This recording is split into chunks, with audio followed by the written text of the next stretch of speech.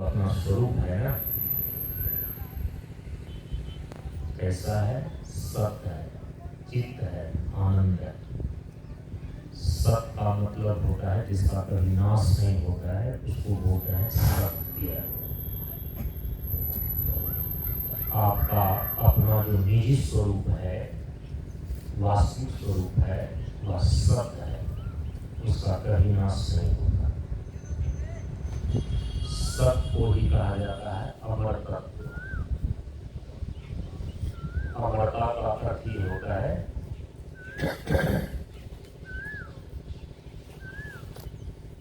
जो आपकी सत्य स्वरूपता है उसमें अवस्थिति का नाम है अमरता।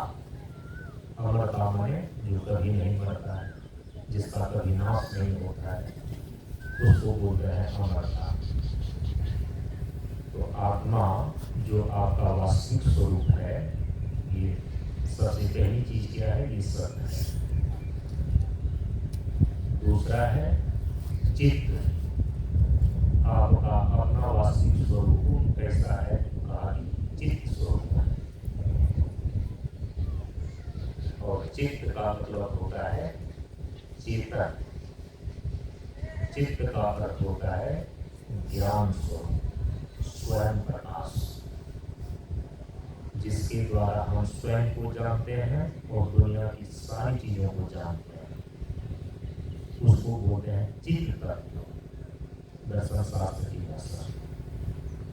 ऐसे ज्ञान स्वरूप या प्रकाश स्वरूप चित्त का अर्थ होता है। तो आपका जो अपना वास्तविक स्वरूप है, जो आत्मा है, वो चित्त स्वरूप है, स्वयं प्रकाश है। उसी के प्रकाश से ही सब कुछ प्रकाशित है।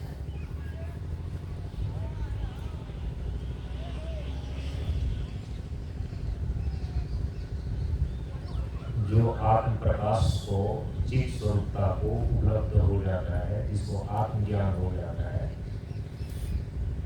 दैवों को ज्ञानी माना जाता है। उसके पहले दुनिया की बहुत सारी चीजों को आप जान लें, विशेषज्ञ कहला सकते हैं,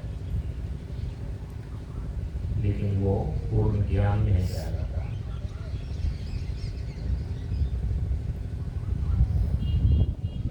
जो ज्ञान एक समय रहता है और एक समय नहीं रहता है, वो तो अनित्य ज्ञान हो गया।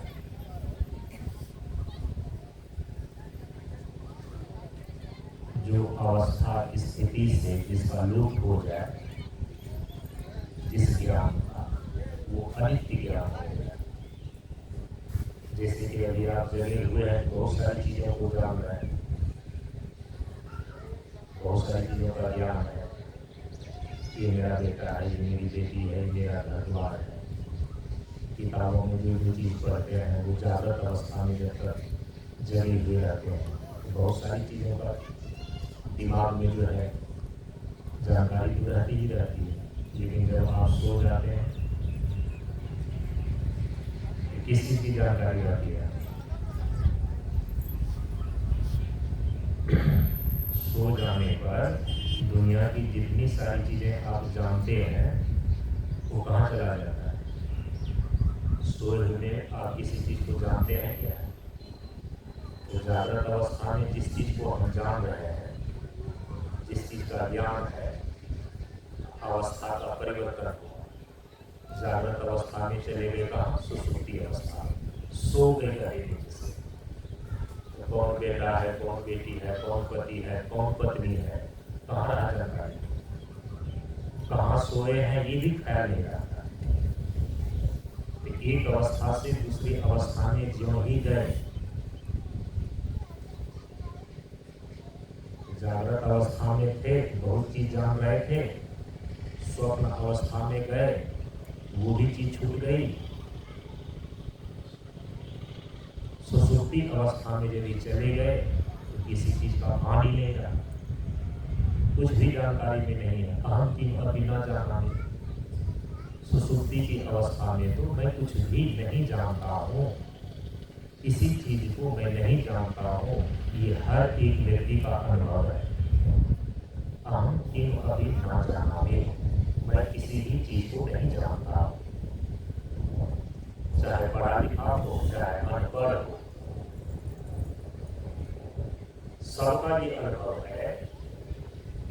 गहरी नींद में चला जाता है, अहम की महती न जाना, मैं कुछ भी नहीं जानता।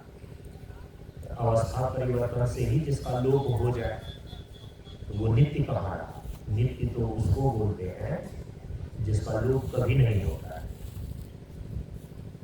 तो जागृत अवस्था में जो ज्ञान था, जिस चीज का ज्ञान था, सुसुप्ति अवस्था में जाकर के वो ज्ञान नहीं रहा।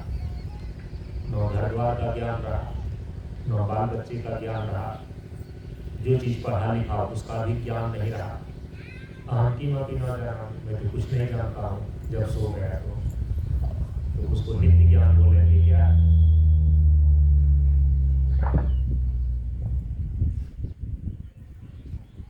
उसको नित्य ज्ञान नहीं बोलेंगे।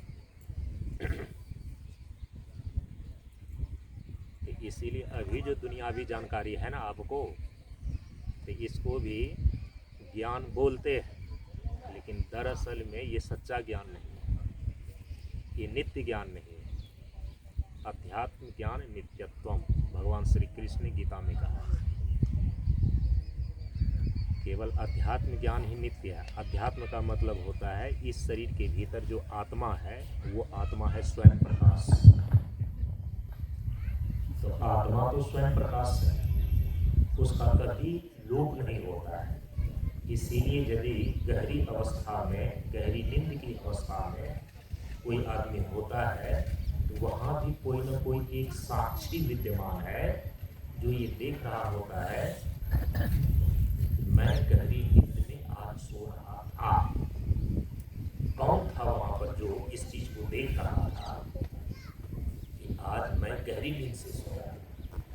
अहम किम अपि न जाना, मैं कुछ भी नहीं जानता हूँ, ये भी अनुभव है गहरी नींद में। साथ ही साथ जब उठते हैं ये भी अनुभव में आ रहा है। क्या आ रहा है? कि आज बहुत गहरी नींद से मैं सोया, आज या नींद से मैं नहीं सो सका। आखिर सोई हुई अवस्था में कोई न कोई वहां पर एक साक्षी विद्यमान है जो कि ये देख रहा है, ये जान रहा है कि आज मैं गहरी नींद से सोया। वो जो अलुप्त साक्षी है ना, उसी अलुप्त साक्षी को आत्मा का प्रकाश बोलते हैं। आत्मा का प्रकाश जागृत अवस्था में भी रहता है, स्वप्न अवस्था में भी रहता है, और गहरी नींद की अवस्था को भी आत्मा का प्रकाश देता है। इसीलिए आत्मा का ज्ञान नित्य ज्ञान कहलाता है। अब बाकी जितनी सारी चीजों का ज्ञान है ना, वो अनित्य ज्ञान है। अनित्य ज्ञान का मतलब होता है कि जो जानकारी है, जो ज्ञान है, जिस चीज को जानते हैं, एक अवस्था के परिवर्तन होने के साथ दूसरी अवस्था में वो ज्ञान नहीं रह जाता, उसका विलोप हो जाता है। आत्मा को क्या बोलते हैं? चित्त। आपका जो वास्तविक स्वरूप आत्मा है, ये चित्त है। चित्त का मतलब होता है स्वयं प्रकाश। ऐसा प्रकाश, ऐसा अलुप्त साक्षी जो किसी भी अवस्था के बदलने से वो नहीं बदलता, नित्य बना रहता है। ऐसा है आपका स्वरूप। तो पहला है सत्य, दूसरा है चित्त। तो सत्य स्वरूप है, तो सत्य स्वरूप का मतलब ही होता है जिसका कभी नाश नहीं होता। तो आत्मा के प्रकाश का कभी नाश नहीं होता है, तीनों अवस्थाओं का साक्षी है। तीसरी जो चीज है ना, वो है आनंद। सत्य, चित्त और तीसरी चीज है आनंद। आपका जो वास्तविक स्वरूप है वो आनंद है। तो फिर आप दुखी क्यों होते हैं? तो यही तो खोज का विषय है। भगवान बुद्ध को जब यही चीज है अपने भीतर में उद्वेलित कर दिया है ना, तो इसी सत्य की खोज में चल पड़े कि व्यक्ति जीवन में दुखी क्यों है, क्या है इस दुख का? संत की वाणी में संत लोगों ने तो कहा कि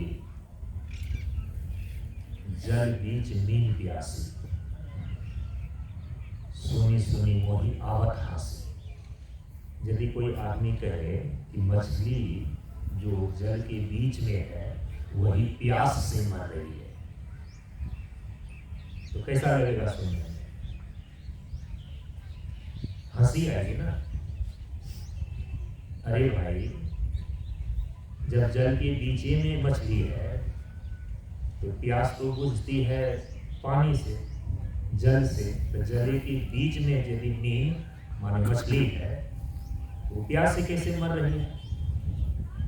तो सुनी सुनी मोही आवत हासी, जल बीच मीन प्यासी। यदि ऐसी स्थिति है तो ये सुनी सुनी मोही आवत हासी। संत लोगों ने कहा, कबीर साहब की बात,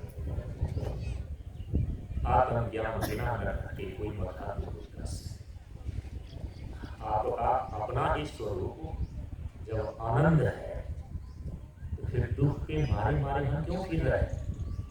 इसी चीज को तो जानना है, इसी चीज का तो बोध करना है।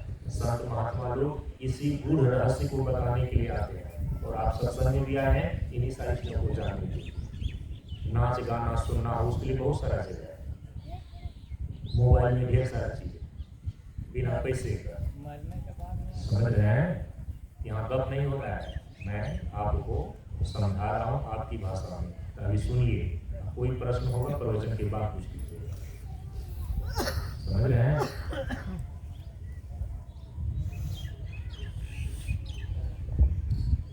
और सारी बातें जानना हो, समझना हो, मनोरंजन करना हो, उसकी बहुत ढेर जगह है। संत के पास हम आते हैं, सत्संग में हम आते हैं सत्य का पहचान करने के लिए। आखिर मैं हूँ कौन? यदि आपका वास्तविक स्वरूप आनंद है, क्यों हम दुखी हैं? यही तो रहस्य है। इस रहस्य को, इस पहेली को जिसने सुलझा लिया तो जीवन का समाधान पा गया है। बुद्ध ने पा लिया है, महावीर ने पा लिया है। जल बीच मीन प्यास, आनंद सिंधु के बीच ही आप खड़े हैं और दुख के मारे मारे फिर रहे हैं। जैसे एक मृगा के नाभि में भी कस्तूरी निवास करता है, जैसे जैसे गर्मी बढ़ती है ना, सूर्य की गर्मी, प्राकृतिक रूप से मृगा के नाभि के अंदर जो कस्तूरी है वो सुगंधित होने लगती है। जैसे जैसे गर्मी बढ़ती है तो मृगा को लगता है कि ये सुगंध कहीं दूसरी जगह से आई, वो दौड़ता है उस सुगंध को। कस्तूरी का गंध जो है ना इतना खुशबूदार होता है, हिरण उसको ढूंढने के लिए हिरण ढूंढने बनवा है। कस्तूरी तो मृगा कुंडल नाभि बसे है, तो उसके नाभि में ही, लेकिन उसका ज्ञान नहीं है उसको, वो मेरे पास ही। इस अज्ञानता के कारण से होता क्या है, देखिए, ढूंढत बन माही, मृगा ढूंढत बन माही, बन बन में वो भटकता है। ये जो खुशबू आ रही है आखिर कहां से आ रही है? उनको ज्ञान ही नहीं कि हमारे ही नाभि के अंदर वो कस्तूरी निवास कर रही है। वही स्थिति है यहाँ पर अभी लोगों की, सभी लोगों की है। जिस लोगों ने आत्मज्ञान प्राप्त नहीं किया है, भगवान बुद्ध को छोड़कर, महावीर को छोड़कर, स्वामी विवेकानंद को छोड़कर, राम को छोड़कर, कृष्ण को छोड़कर, जिन्होंने अपने आत्मा का ज्ञान प्राप्त कर लिया, ऐसे आत्मज्ञानी महापुरुष को छोड़ करके बाकी जिसको आत्मा का ज्ञान नहीं हुआ है, सभी वही स्थिति है, मृगा की स्थिति। आनंद स्वरूप होने के बावजूद भी हम दुखी हैं।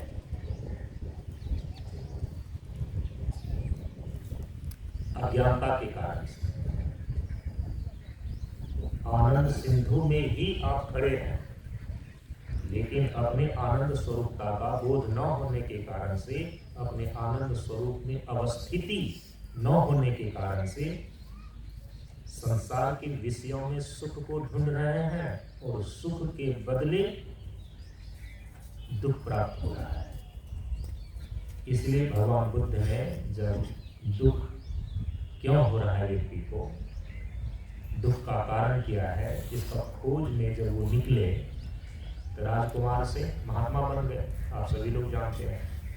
हमको तो दूसरा चीज समझाना है, लेकिन इससे अंतर हो रहा है क्योंकि कल भी प्रवचन नहीं हुआ था। बहुत सारे लोग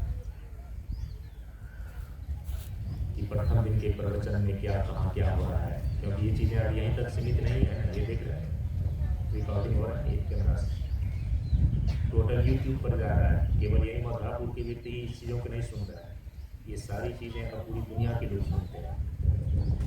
ये सारी चीज़ें ठीक ठाक करनी पड़ती है, बताना पड़ता है कि ये प्रवचन कहाँ पर हो रहा है, किस जिला के अंदर हो रहा है, उन सारी चीज़ों पर आ रहे हैं। मैं तो कीर्तन के महत्व को समझा रहा था। तो सत्य चित्त और आनंद, आनंद स्वरूप में भी अवस्थिति न होने के कारण से व्यक्ति दुखी है, जबकि आपका स्वरूप है आनंद, आपका स्वरूप है अमर। उस अमरता का बोध न होने के कारण से क्षण प्रति क्षण आदमी मृत्यु की भय से आज त्रस्त है। ज्ञान स्वरूप आत्मा आपका अपना वास्तविक स्वरूप है, लेकिन फिर भी मूर्खता का भय लगा हुआ है। इस सब अज्ञान के कारण से आनंद सिंधु में ही खड़ा होकर के, जल के बीच में ही खड़ा होकर के मछली यदि प्यासी मर रही है, उसको कारण आनंद स्वरूप होकर के ही हम दुखी हैं। बड़ी ताज्जुब की बात है, इसी रहस्य को जानना। चले गौतम सिद्धार्थ, दुख क्यों है, हम दुखी क्यों हैं, जीवन में दुख क्यों है, इसकी खोज में जब गौतम सिद्धार्थ चले, महात्मा बन गए राजकुमार से। बहुत इधर उधर महात्माओं का सत्संग किया, साधना किया। बड़ी मशक्कत के बाद उनको जीवन में दुख क्यों है इस रहस्य का, इस सत्य का पता चल सका और 4 आर्य सत्य का उपदेश दिया महात्मा बुद्ध ने। 4 आर्य सत्य में, आर्य का मतलब होता है सम्मानित, सत्य का मतलब होता है सच्चाई। कहा कि जीवन की 4 सम्माननीय सच्चाई, जिसका सम्मान सब व्यक्ति, हर वर्ग के व्यक्ति करते हैं। आर्य सत्य का मतलब होता है सम्मानित सच्चाइयां। भगवान बुद्ध ने 4 आर्य सत्य की घोषणा किया जब उनको ज्ञान प्राप्त हो गया। जानते हैं पहला आर्य सत्य में उन्होंने घोषणा किया कि जीवन में दुख है। तो कहा ये कौन ज्ञान प्राप्त करने के लिए गए, तो ये कौन सा ज्ञान हुआ, जीवन में दुख है। कहा ये पहली सच्चाई कि जीवन में दुख, जीवन में दुख है। तो केवल इतनी ही सच्चाई नहीं है, तो भगवान बुद्ध ने उसमें प्रथम आर्य सत्य में जो चीजें बतलाई है, उसमें एक चीज उन्होंने और जोड़ दी, सर्वम दुख। ये पहली सच्चाई। आदमी भ्रम में जी रहा है ना अभी, तो उसने कहा कि इस भ्रम को छोड़ दो। क्या भ्रम में जी रहा है? हो सकता है कि हम दुखी है, वो सुखी, प्रजा दुखी है, राजा सुखी होगा। भगवान बुद्ध ने कहा कि ये सच्चाई नहीं है, ये तुम्हारा अपना जो है ना सामने दिखने वाला जो है एक नजरिया है केवल, कि साधन का अभाव है तो हो सकता है इसलिए हम दुखी हैं, कोई साधन संपन्न है वो सुखी होगा। व्यवहारिक दृष्टि से यही दिखाई पड़ता है। भगवान बुद्ध कहते हैं ये सच्चाई नहीं, ये सत्य नहीं है। पहली सच्चाई, पहला सत्य ये है कि सर्वम दुखम। सर्वम दुखम का मतलब होता है सभी दुखी हैं। राजा अपने दुख से दुखी है और प्रजा अपने दुख से दुखी है, लेकिन सर्वम दुख। तो कहने की जो सुख दिखाई दे रहा है, ये सारे साधन सुविधा में जो सुख दिखाई दे रहा है उसको क्या कहेंगे? तो भगवान बुद्ध ने कहा कि उसका नाम है भ्रम।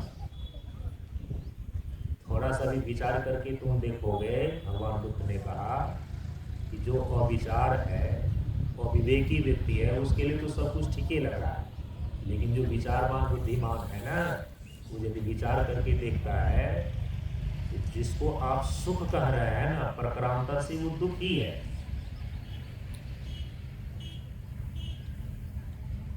संसार के सुख शरीर और सभी इंद्रियों को कमजोर ही करते हैं, परंतु गुरुदेव ने उपदेश में निर्देश किया है, संसार के जितने भी सुख हैं आपको लग रहा है कि वो सुख है, लेकिन प्रकारांतर से, प्रकारांतर का मतलब क्या था? घुमा फिरा कर, वो है वो दुख ही। तो संसार के सुख में जो दोष है ना, ऐसे सीधे नहीं दिखता है। वही तो मृगा की हालत है, मृगा को सही ढंग से दिखता ही नहीं है। विषय में है सुख नहीं, लेकिन विषय को सेवन करने का, उनसे सुख पाने की लालसा को लेकर के हम उसके पीछे पीछे भागते रहते हैं। राजा भर्तृहरि को, बहुत बड़े राजा थे ना, उन्होंने स्पष्ट लिखा है अपने वैराग्य शतक में, 3 शतक लिखे हैं उन्होंने, एक नीति शतक है, एक श्रृंगार शतक है और तीसरा है वैराग्य शतक। राजा भर्तृहरि जब महात्मा बन गए, जब राजा थे तो उन्होंने लिखा श्रृंगार शतक। श्रृंगार शतक में ही जीवन का जो है ना, वो भोग विलास, उनकी व्यवस्थाएं किस प्रकार से करनी चाहिए, उसके विषय में लिखा श्रृंगार शतक। काम के विषय में, अर्थ के विषय में। और नीति शतक में जो है वो नीति धर्म की बात उन्होंने लिखी है, किस प्रकार से नीति पूर्वक जीवन को चलाना चाहिए। और इसके बाद जो है अंतिम में जब वो महात्मा बन गए, उसकी लंबी कहानी है ना राजा भर्तृहरि के जीवन में, कभी होगा तो सुनाएंगे कैसे वो महात्मा बन गए राजा। बुद्ध के विषय तो सब कोई जानते हैं, पहले तो राजकुमार थे, फिर महात्मा कैसे बन गए। इकलौता बेटा महाराज सुबोधन का, गौतम सिद्धार्थ, जो ही जन्म लिया था तो उसी समय जो है कि ज्योतिषाचार्य ने भविष्यवाणी कर दी थी, या तो बहुत बड़ा सन्यासी बन जाएगा ये, या तो बहुत बड़ा चक्रवर्ती सम्राट बनेगा। लेकिन वहीं पर एक कौंडिन्य ऋषि था, कौंडिन्य नाम का था, लेकिन वहीं के दरबार में पंडित था, बाद में महात्मा बन गए थे। उसने कहा कि ये विकल्प तो नहीं है, आप दक्षिणा के लोभ में ये 2 विकल्प क्यों सुबोधन राजा को भ्रमित करने के लिए आप बता रहे हैं। ये बालक जो सामने दिखाई दे रहा है, मैं कह रहा हूं यह केवल और केवल परिव्राट ही बनेगा, सन्यासी ही बनेगा, ये कोई चक्रवर्ती सम्राट नहीं बनेगा। सुबोधन राजा को आप भ्रम में क्यों डाल रहे हैं? और यही नहीं, ये जो है ना गौतम सिद्धार्थ, ये शिशु पालना में खेल रहा है, इसकी आप जो है कि जन कुंडली बना रहे हैं। ये कोई चक्रवर्ती सम्राट नहीं बनेगा, ये परिव्राट बनेगा, ये सन्यासी बनेगा, दुनिया को उपदेश करेगा ये। और मैं जा रहा हूं, इसका इंतजार करूंगा मैं जंगल में। और चला गया उसी समय राजदरबार छोड़ करके कौंडिन्य। और सोचिए प्रतीक्षा वो करता रहा 28 साल तक, क्योंकि 28 साल की उम्र में जब भगवान बुद्ध ने अपना दरबार छोड़े थे, 28 साल तक वो कौंडिन्य ऋषि जंगल में जाकर, यही राजगीर का जिसको अभी तपोवन बोलते हैं, यहाँ आकर के कौंडिन्य ऋषि उसका प्रतीक्षा करता रहा, वो सिद्धार्थ बुद्ध बन करके आएगा।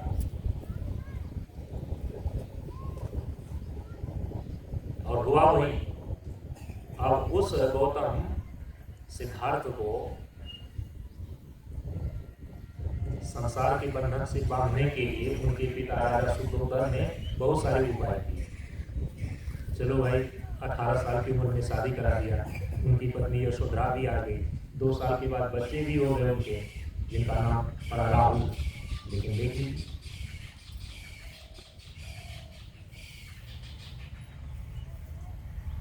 राजमहल से 18 साल की उम्र तक बाहर जाने ही नहीं दिया सिद्धार्थ को। सारी व्यवस्थाएं कर रखी, मानो कि एक छोटा सा जो है ना शहर ही बसा दिया राजमहल के अंदर ही, बहुत बारीक बारीक कैंपस में।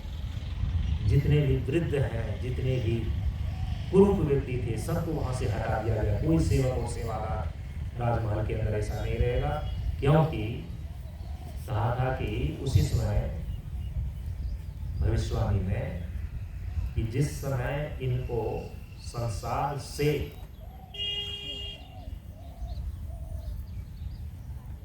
दुख के चिन्ह इनको दिखाई दे देंगे ना, उसी समय इनके भीतर का वैराग्य जो है उद्दीप्त हो उठेगा और घर का त्याग कर देगा। जिस जिस चीज से संसार के दुख के चिन्ह दिखाई पड़ सकते थे, जैसे बूढ़ा आदमी है, रोगी आदमी है, कुरूप आदमी है, संसार के दुख के चिन्ह मिटा दिए। अपने राजमहल के भीतर सुख और धन रहने नहीं दिया। ठीक है, ऑफ कर दीजिए, रहने नहीं दिया।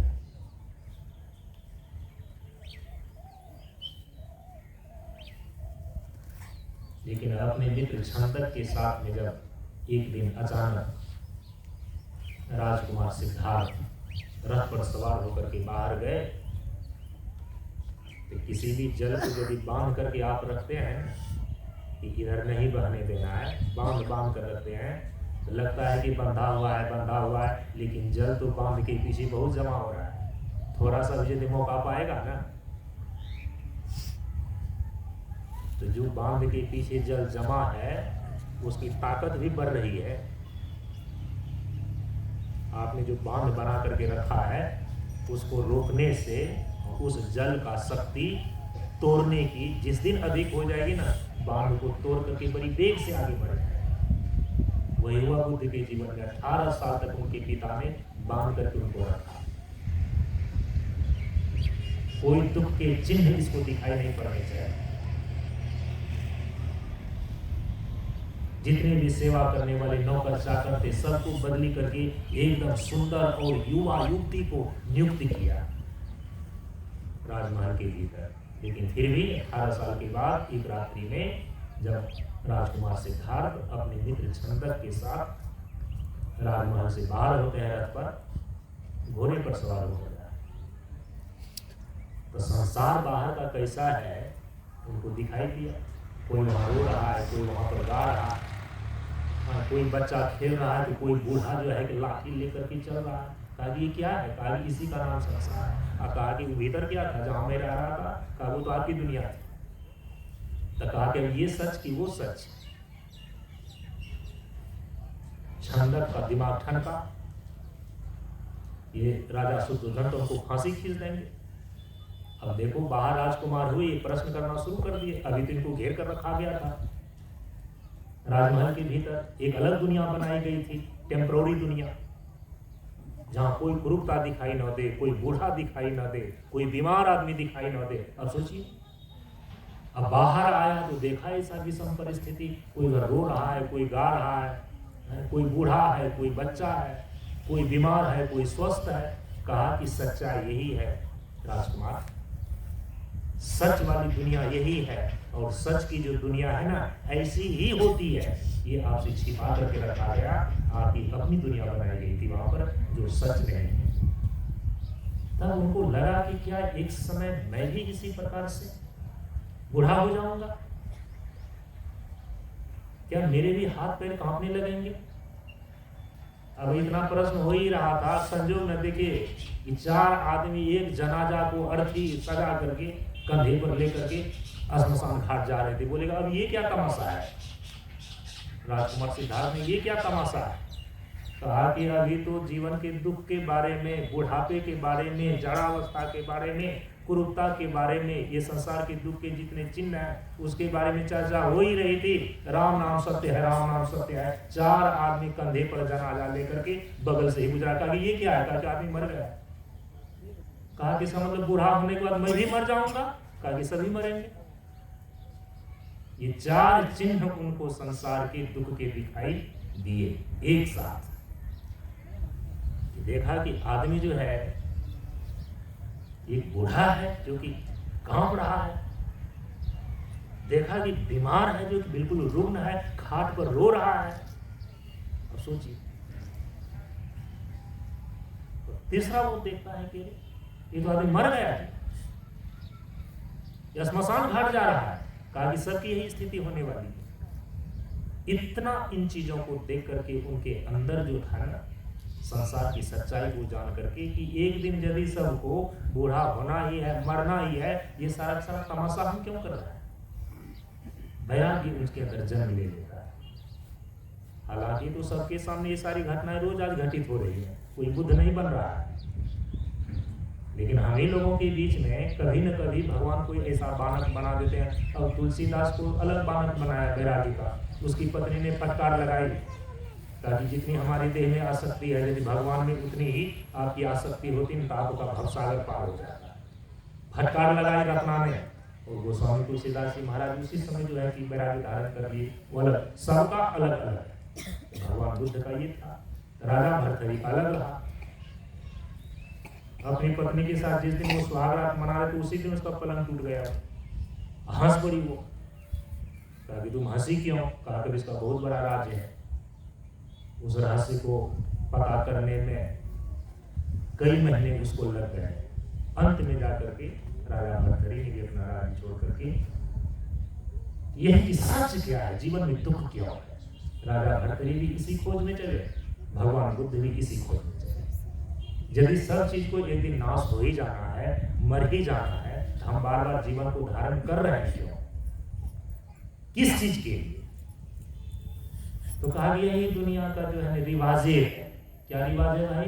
जन्म एक, फिर जवान हो जाओ, ठीक, 2, फिर जवान हो गया तो फिर बाल बच्चा पैदा करो, 3, फिर इसके बाद बूढ़ा हो जाओ, 4, फिर इसके बाद काराम नाम सत्य। ये 5 स्टेप तो होते हैं लोगों के। तो कहा ये दुनिया की रिवाज है। कहा कि दुनिया की रिवाज है, तो फिर आखिर हम यहाँ पर आते किस लिए हैं। उस सत्य की खोज में जीवन में दुख क्यों है, भगवान बुद्ध चले और उन्होंने प्राप्त कर लिया इन चीजों। जब ज्ञान प्राप्त किया तो 4 आर्य सत्य की उन्होंने घोषणा की थी, जिसमें पहला यही है कि सर्वम दुखम, जीवन में सभी दुखी है। और ये केवल भगवान बुद्ध का ही अनुभव नहीं, सभी संतों का, जिन्होंने भी सत्य का साक्षात्कार किया, जीवन के सच्चाई का उन्होंने साक्षात्कार किया। राजा दुखिया, प्रजा दुखिया, तपसी को दुख दो ना हो, आशा तृष्णा सबको व्यापी, कोई महल ना सुना हो। संत कबीर साहब की वाणी है। भगवान बुद्ध ने कहा सर्वम दुखम। कबीर साहब भी कह रहे हैं कि सभी दुखी है, राजा दुखिया, प्रजा दुखिया, तपसी को दुख दो ना हो, आशा तृष्णा सबको व्यापे, कोई महल न सुना। वो तो हम लोग जो ज्यादा होशियार लोग हैं, तथाकथित होशियार है बुद्धू वाले, सच को देख देख करके भी जो है ना आंख मुंद करके शुतुरमुर्ग होकर के सीधे जीवन को गुजारे चले जा रहे हैं। लेकिन जिसकी दृष्टि जो है ना जीवन के प्रति खुल जाती है, वो आंख मूंद करके शुतुरमुर्ग नहीं हो सकते। हजारों में कोई एक, लाखों में कोई एक हो गया, तब उस सत्य की खोज के लिए चल पड़ता है। आपके अंदर भी कभी एक बार जब टीस मारेगा ना उस सत्य का, जीवन में सत्य है क्या, जीवन में आखिर दुख है क्या, क्यों है दुख। जिस दिन गहराई से इस चीज को आपके भीतर से टीस आ जाएगी ना, तो फिर आप भी ऐसे ही चुपचाप जो है सुनसान करके नहीं रहेंगे, बेचैन कर देगा वो आपको भीतर से। जब तक चल रहा है चल रहा है, कई जन्मों तक चलेगा ये कहानी। लेकिन कभी न कभी वो, यदि भगवान का आप परमात्मा का अमर पुत्र है, सब उसी पूर्णता की यात्रा पर कोई आगे कोई पीछे चल रहा है, कभी न कभी किसी न किसी के अंदर सब लाइन में खड़ा है, सबकी बारी आएगी बारी बारी से। किसी का 10 जन्म के बाद, किसी का 100 जन्म के बाद, किसी का 1,00,000 जन्म के बाद, लेकिन सब उसी पंक्ति में है। सबकी बारी आएगी बारी बारी से। कई बार आता है, सबको जीवन में कई बार आता है। कई बार जब जीवन के दुख से दुखी ज्यादा हो जाता है ना, कि इतना सबके लिए किया, फिर भी कहता है हमारे लिए क्या किया, लगता है बार गमछा झाड़ करके चलिए। आता है सबके मन में कभी कभी क्षणिक वैराग्य तो आता है सबको, चलिए, लेकिन वो क्षणिक वैराग्य से काम नहीं चलेगा। घर में वो खटपट तो चलो बाबा जी के मठ पर, इतने से काम नहीं चलेगा। भगवान बुद्ध के अंदर जो सत्य को, दुख के रहस्य को पाने की जिज्ञासा होगी ना, वो तो जब तक उसको प्राप्त नहीं कर लिया, परिस्थिति वसात यदि क्षणिक वैराग्य में घर द्वार छोड़ देंगे ना, तो उधर से हार हुड़ करके फिर घर ही आ जाएंगे और लोग हंसी मजाक उड़ाएंगे। समझ रहे हैं? कई बार परिस्थिति का दबाव होता है, लेकिन सत्य का अनुसंधान में जो एक बार लग गया ना, जिसके अंदर वो टीस जो है आ गई ना एक बार, वो तो जब तक सत्य का बोध नहीं कर लेता है, उसकी यात्रा कभी विराम नहीं लेती। सभी दुखी हैं इस भ्रम में। भगवान बुद्ध ने कहा कि रहो ही मत, कि हम खुद भी चला रहे, शायद हम ही दुखी है, जिसका उधर क्या कहते हैं चिमनी का भट्टा चला, आराम से होगा, चिमनी भट्टा वाला भी है, पूछ लेना। अरे हमारे यहाँ सब आते हैं, खुरपी चलाने वाला भी आता है और चिमनी भट्टा चलाने वाला आता है, सब अपना दुखड़ा सुनाते हैं। सच्चाई यही, सभी दुखी है। अंतर यही है, जैसे एक महात्मा को केवल अपने लंगोटी की चिंता होती है, और जो बाबू लोग होते हैं पूरे, उसको महल की चिंता होती है। चिंता तो दोनों को है, आशा तृष्णा सबको ज्ञात है। जब तक जीवन मुक्त नहीं हो जाते हैं ना, तो महात्मा को एक लंगोटी की चिंता, टेंशन, आपकी भाषा में उसको टेंशन बोलते हैं। महात्मा को अपने लंगोटी संभालने का टेंशन, और बाबू लोगों को अपना बड़ा बड़ा फैक्ट्री संभालने का टेंशन। टेंशन तो दोनों को है। अरे अभी जो है ना, आपको क्या कहें टेंशन, 5:15 बजे अभी एक वैज्ञानिक ने परीक्षण किया और उसका रिपोर्ट है जी, आप हो सकता है वेबसाइट पर सर्च करके देखिएगा तो मिल जाएगा, आपको उपलब्ध है वो।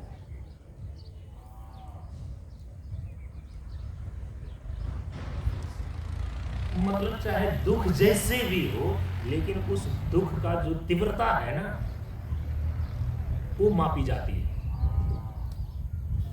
देखा कि एक बच्चा जिस खिलौना से खेल रहा था, वैज्ञानिक लोगों ने टेस्ट किया, एक बच्चा एक खिलौना से खेल रहा था, उस खिलौने की कीमत 25 रुपए, 25 रुपए टूट गया।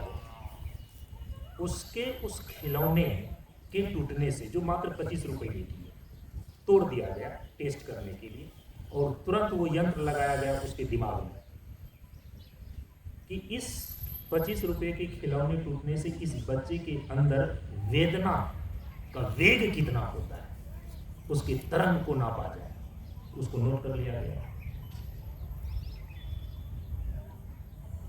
25 रुपये के खिलौने टूटने पर एक बच्चे के अंदर दुख की वेदना, दुख का वेग, दुख की तीव्रता, उसको नोट कर लिया गया। अब बच्चा जो बड़ा आदमी है, उसका खिलौना बदल जाता है। वो लाखों से खेलते हैं, करोड़ों से खेलते हैं, वो खिलौना से, वो मिट्टी के खिलौने से नहीं खेलते, लेकिन वो भी खेलते हैं, लेकिन लाखों और करोड़ों से खेलते हैं। अंतर केवल इतना ही है। 25 लाख का घाटा एक आदमी को अपनी फैक्ट्री में आया, और कुर्सी पर जो है कि अपना एकदम चिंता से बैठा हुआ था, वैज्ञानिक ने उसके कपार में जाकर के सटा दिया यंत्र को, और वहां पर जो मशीन में उसके दुख की वेदना को नोट किया गया। अब जब दोनों को मिलाया गया ना, 25 रुपये के खिलौना टूटने से उस बच्चे को जितनी तीव्र दुख की वेदना हुई थी, 25 लाख का घाटा लगने पर उस बड़े आदमी को भी दुख की वेदना उतनी ही थी। समझ रहे हैं? हो सकता है कि यदि एक आदमी को एक कुटिया में, एक घर में उसकी आसक्ति इतनी है, और यदि वह किसी प्रकार से टूट गया, वह उतना ही दुखी होता है। किसी का 25 लाख का गाड़ी, यदि वह किसी प्रकार से एक्सीडेंट में वो जाकर के टूट गया, लगेगा कि उनका क्या गया, आपको लगेगा वो झोपड़ी कितना 5,000 की थी, अरे करकट ही तो था, नीचे के आचार वो खंबा था, हवा आई और गिर गई। लेकिन यदि व्यक्ति अपने आप को संभाल करके नहीं रखे, समझदार नहीं रखे, तो जितना उसको दुख होगा 25 लाख का गाड़ी टूटने पर उसको उतना ही दुख होता है। ताकि सर्वम दुख, दुख की वेदना, दुख का तासीर सबको है, सब झेल रहा है। राजा अपने तरीके से झेल रहा है और प्रजा अपने तरीके से झेल रहा है। तो भगवान बुद्ध ने कहा ये प्रथम सच्चाई है, इस भ्रम में तुम मत रहना कि हम ही दुखी हैं केवल। राजा दुखिया, प्रजा दुखिया, तपस्वी को दुख दो ना हो। और गुरु नानक साहब ने क्या कहा, दे धरे सब दुखिया हो। अब सोचिए, सर्वम दुखा, दे धरे सब दुखिया हो। जितने भी आदमी इस देह में है, देह को धारण किया हुआ है, जब तक देह धारण किया हुआ है, देह धरे सब दुखिया हो, सभी दुखी। लेकिन हम लोग किस भ्रम में जीते हैं, इस सच्चाई में नहीं रहते हैं कि सभी दुखी है। हम तुरंत भ्रम में आ जाते हैं कि शायद केवल हम ही दुखी हैं, क्योंकि हमें सुविधा नहीं है, हमें पद नहीं है, हमें प्रतिष्ठा नहीं है, हमें पैसा नहीं है। इस भ्रम में हम आ जाते हैं। थोड़ी देर के लिए सुविधाएं आ जाना जीवन को जीने का वो सहूलियत केवल हो जाती है, जीवन का समाधान नहीं होता है। जब विचार करके आप देखिए, बड़े बड़े महापुरुषों ने इस विषय में विचार करके देखा है और वो इसी निष्कर्ष पर पहुंचे हैं कि हम जीवन जीते हैं, ठीक है, रोटी कपड़ा मकान हमको चाहिए इस जीवन को चलाने के लिए, लेकिन रोटी कपड़ा मकान का इंतजाम करते करते करते करते करते करते करते करते इतना जो सोचते हैं कि पूरा का पूरा इंतजाम करके हम जीवन का समाधान पा जाएंगे। अरे स्वर्ग में जाओ, स्वर्ग के राजा इंद्र अपने जीवन का समाधान नहीं पा पाते हैं, तो कितना भी इंतजाम आप करेंगे तो कम से कम स्वर्ग से तो कम में होगा ना, तो स्वर्ग से कम होगा। इसीलिए जीवन का व्यवहार जीने के लिए ये सारी व्यवस्थाएं, सहूलियत के लिए, जो ये मान करके चल रहा है कि हम ये सारी व्यवस्था करके जीवन का समाधान पा लेंगे या जीवन से दुख को दूर कर लेंगे, आप भ्रम में जी रहे हैं। ये मैं नहीं कह रहा हूं, आप बुरा मत मानिएगा, ये मैं नहीं कह रहा हूं, ये सारे महापुरुष कह रहे हैं, सारे शास्त्र कह रहे हैं कि जीवन की यात्रा को सहूलियत प्रदान करने के लिए ये रोटी कपड़ा मकान की व्यवस्था है, पद प्रभुत्व प्रतिष्ठा है। जीवन का समाधान इसमें है नहीं। जीवन का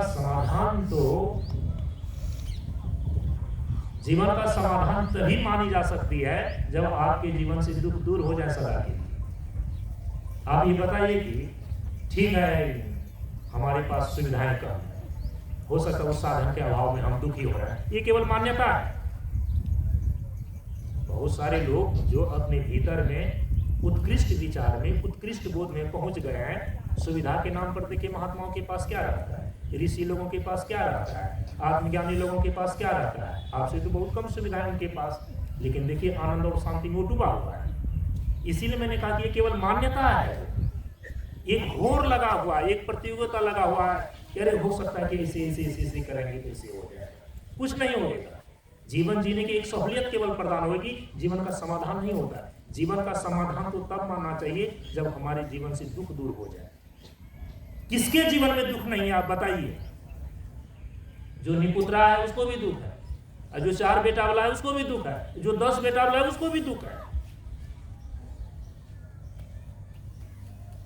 सर्वम दुखम, यही पहली सच्चाई है। भगवान बुद्ध ने जब ज्ञान प्राप्त किया ना, उनको सबसे पहले यही प्रकाश आया, सर्वम दुखम। ऐसा नहीं कि प्रजा दुखी है और राजा सुखी है, नहीं। राजा को दुख अपने तरीके का और प्रजा को दुख अपने तरीके का। प्रजा को साधन के अभाव के कारण से दुख है, और जो राजा लोग हैं ना, इतना साधन सुविधा उन्होंने जुटा लिया है, अब दूसरा कोई उसको हड़प न ले, कोई पड़ोसी राजा चढ़ाई न कर दे, इस टेंशन में जी रहा है। सुरक्षा को लेकर के वो दुखी है। दुखी सभी है, देह धरे सब दुखिया, राजा दुखिया, प्रजा दुखिया, तपस्वी को दुख ना। तो भगवान बुद्ध ने कहा कि सभी दुखी है, ये पहली सच्चाई। और दूसरी सच्चाई उन्होंने कहा दूसरे आर्य सत्य में उन्होंने घोषणा किया, ऐ संसार के लोगों, मैंने जिस परम ज्ञान को परम निर्वाण में प्राप्त किया है, उसमें तो पहली चीज मैंने तुमको बता दिया कि सर्वम दुख, सभी दुखी है। ये पहली सम्मानित सच्चाइयां हैं जो सबके ऊपर लागू है। और जब तक आपको ये चीजें दिखाई नहीं दे रही है ना, जब तक आपको ये चीजें लग रही है कि नहीं हम दुखी हैं वो सुखी है, जब ये चीजें आपको लगी या हम सुखी हैं और वो दुखी है, ये चीजें आपको लगी हुई है ना, तो समझिए कि आप भ्रम में ही जी रहे हैं, आप सच में नहीं जी रहे हैं। मतलब सत्य के प्रकाश में आप नहीं है, मिथ्या मान्यता में आप जी रहे हैं। सभी दुखी है, कोई कम कोई अधिक, और दुख कभी किसी के कम होते हैं कभी अधिक होते हैं, ये सबके साथ लागू होते हैं। और दूसरी बात है, इसी के अंदर जो भगवान बुद्ध ने कहा सर्वम दुखम को लेकर के, वो तो इतनी माने कि थोड़ी गहरी है, वो सबकी समझ में नहीं आती है। लेकिन थोड़ा सा यदि गहराई से विचार करेंगे तो वो दूसरा आयाम भी समझ में सबको आने लगता है। सर्वम दुखम का मतलब होता है संसार की जितनी भी चीजें हैं ना, सभी चीजें दुख रूप है, सभी दुखी हैं, और संसार की सभी चीजें दुख रूप है। तो आपको लगेगा नहीं भाई, जो दुश्मन माँ है वो भले दुख रूप हो सकता है, लेकिन जो हमारी अनुकूल चलने वाली पत्नी है वो तो हमको सुख दे रही है। हमारा जो आज्ञाकारी बेटा है वो तो हमको दुख कहाँ दे रहा है, वो तो सुख दे रहा है। हमारे अनुकूल जो है वो तो हमको सुख दे रहा है, हमारे जो प्रतिकूल है वो दुख दे रहा है। भगवान बुद्ध ने कहा कि इसका मतलब है कि तुम अब ऐसा यदि कि तुम्हारे विचार में ये समीकरण और ये टेंडेंसी बनी हुई है, अभी भी तुम सच में नहीं जी रहे हो, भ्रम में जी रहे हो। वो कह रहे हैं, और इसको थोड़ा सा साफ किया गोस्वामी तुलसीदास जी महाराज रामचरितमानस में, सर्वम दुखम कह करके पहली बात है तो थोड़ी सी पच जाती है कि हाँ सभी दुखी है, सबको अपने अपने प्रकार का दुख है। लेकिन जब भगवान बुद्ध कहते हैं कि सर्वम दुखम का ये भी अर्थ होता है कि संसार की सभी चीजें दुख रूप है। थोड़ी देर के लिए तुमको लगता है कि ये हमको सुख दे रहा है, हमको सुख दे रहा है, लेकिन प्रकारांतर से वो दुख रूप ही है। इसलिए बाबा ने कहा कि जहां सुख है वहां दुख है, जहां दुख है वहां सुख है। सभी चीजें, क्योंकि जो चीजें प्रतिकूल है वो तो सीधे आपको दुख दे ही रही है, और जो चीजें आपके अनुकूल है, चाहे अनुकूल आपकी पत्नी हो, अनुकूल चाहे आपका बेटा हो, अनुकूल चाहे आपका जगह हो, अनुकूल चाहे आपका मित्र हो, जितनी जितनी चीजें अनुकूल है वे भी पीछे गहराई से आपको दुख देने वाले ही होते हैं, यदि गहराई से इसको देखिएगा तो। संत महात्माओं ने जंगलों में जाकर के चिंतन किया, गहराई से विचार किया, ये सारी चीजें उनको दिखाई दी, इसीलिए उन्होंने घोषणा किया। और यदि उनके बताए हुए उस विचार के अनुसार से विचार करते हैं ना, वो चीजें दिखने लगती है, आपको भी दिखने लगेगी। गोस्वामी तुलसीदास जी महाराज ने तो इसलिए स्पष्ट कर दिया, मिलत एक दारुण दुख दिन्ना, जो आपके प्रतिकूल है, जो आपके दुश्मन है, यदि वो मिलता है, उनके मिलने के कारण से आपको दुख होता है। लेकिन जो आपके प्रिय है वो हमेशा आपको सुख ही देंगे। अरे बिछुरत एक प्राण हर ना, जो प्रिय है ना, प्रिय से प्रिय व्यक्ति के बिछुरने से आपको दुख होता है, तो हो तो गया दुख रूप। मिलत एक दारुण दुख देना और बिछुरत एक प्राण हर लेना, तो दोनों ही स्थिति में, चाहे यदि दुश्मन मिल रहा है तो दुख दे रहा है, प्रिय यदि बिछुर रहा है तो दुख हो रहा है, तो दोनों ही स्थिति में तो दुख ही है आदमी को। तो सर्वम दुखम, सभी दुख रूप है। आपको क्या लग रहा है कि अभी जिस मकान में आप रह रहे हैं, जिस गाड़ी से आप चल रहे हैं, ठीक है, आपने मेहनत से ही उसको उपार्जित किया है। एक तो मेहनत जिस समय आपने किया, दुख उठाना पड़ा आपको, बैठे बैठे तो आपको नहीं मिल जाएगा ना, तो आप कहेंगे नहीं हम घोटाला करके ही जल्दी से सारी सुविधा प्राप्त कर लेंगे। ठीक है, घोटाला कोई करके सारी सुविधा प्राप्त कर लिया, और उनके हृदय पर जा करके आला लगा करके देखिए, आपके धड़कन से ज्यादा उनका धड़कन तेज चलता है, धुक धुक धुक धुक करते रहता है, पता नहीं घोटाला जो किया है किस समय सरकार का छापा पड़ेगा, सच्चाई सामने आ गई और जेल खाना जाना पड़ेगा। अरे कम से कम रात भर निश्चिंत से सो पाते हैं, धड़कन आपका शांत रहता है, स्थिर रहता है। जो घोटाला करके बैठा हुआ है ना, तो बाहर से एकदम सब कुछ दिखाई दे रहा है, सुख सुविधा सुख सुविधा सुख सुविधा। हाँ चलो भाई 40 लाख की गाड़ी से आ रहा है, एयर कंडीशन मकान में रह रहा है, 25 आदमी उठ और बैठ रहे हैं। यदि उसने मेहनत के द्वारा नहीं, सच्चाई पूर्वक ये सारी व्यवस्था उन्होंने नहीं करी है, घोटाला पूर्वक किया है, उनके हृदय का धड़कन हमेशा आपके धड़कन से ज्यादा तेज चलता है। किस समय हार्ट अटैक से वो आदमी मर जाएगा कहना कठिन है। वो भी जीना कोई जीना है जी, घुट घुट करके मरना। बाहर से देखने के लिए जो है ना लग रहा है कि वो सब ठीक ठाक चल रहा है, लेकिन अंदर से घुटन है ना।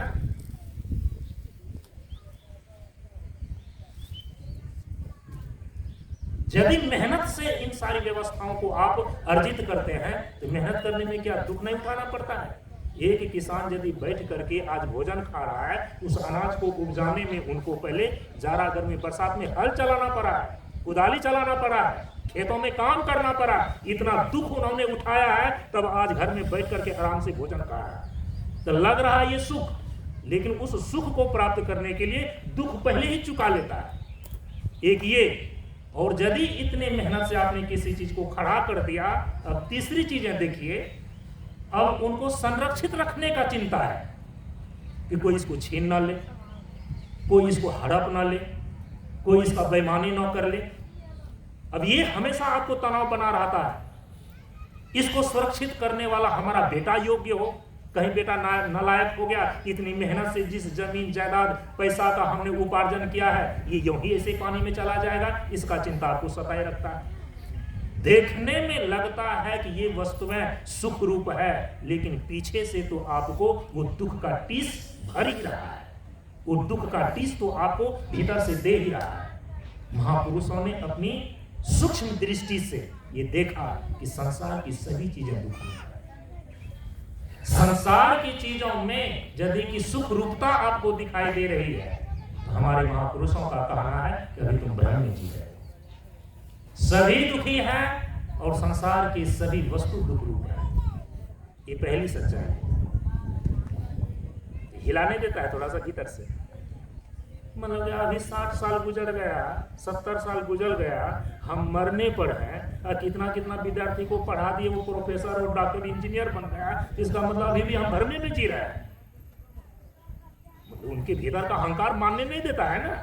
लेकिन अब क्या करेंगे, और करेंगे क्या? सच्चाई तो यही है, आप भ्रम में जी रहे हैं।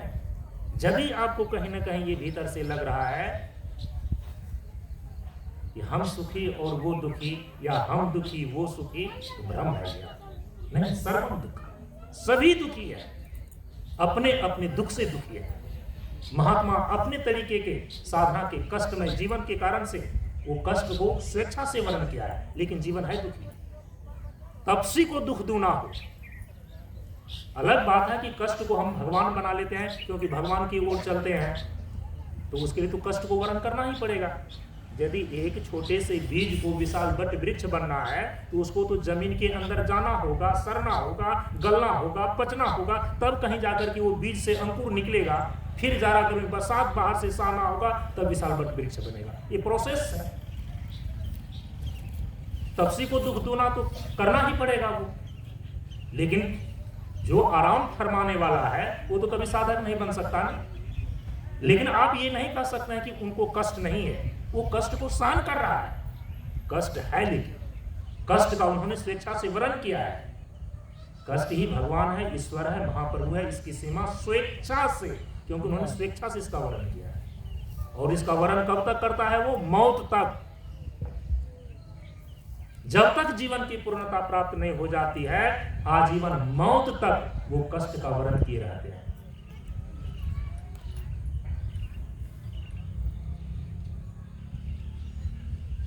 सही दुखी है, सब कुछ दुख है। अब चाहे आपका अहंकार आड़े आकर के आपको नाम मानने दे और भ्रम में जीते रहिए, अर्थी भी उठ जाएगी इसी भ्रम के साथ। फिर है जीवन की फिर अगली यात्रा शुरू होगी भ्रम के साथ ही। लेकिन एक बार भी यदि सच्चाई का प्रकाश जीवन में आ जाता है ना, हम कर सकें या न कर सकें, लेकिन उस सत्य को स्वीकार कर लेते हैं ना, तो सत्य का मार्ग खुल जाता है उनके जीवन। करे स्वीकार जो गलती उसे इंसान करता है। एक बात ये होगी। दूसरी बात, भगवान बुद्ध ने कहा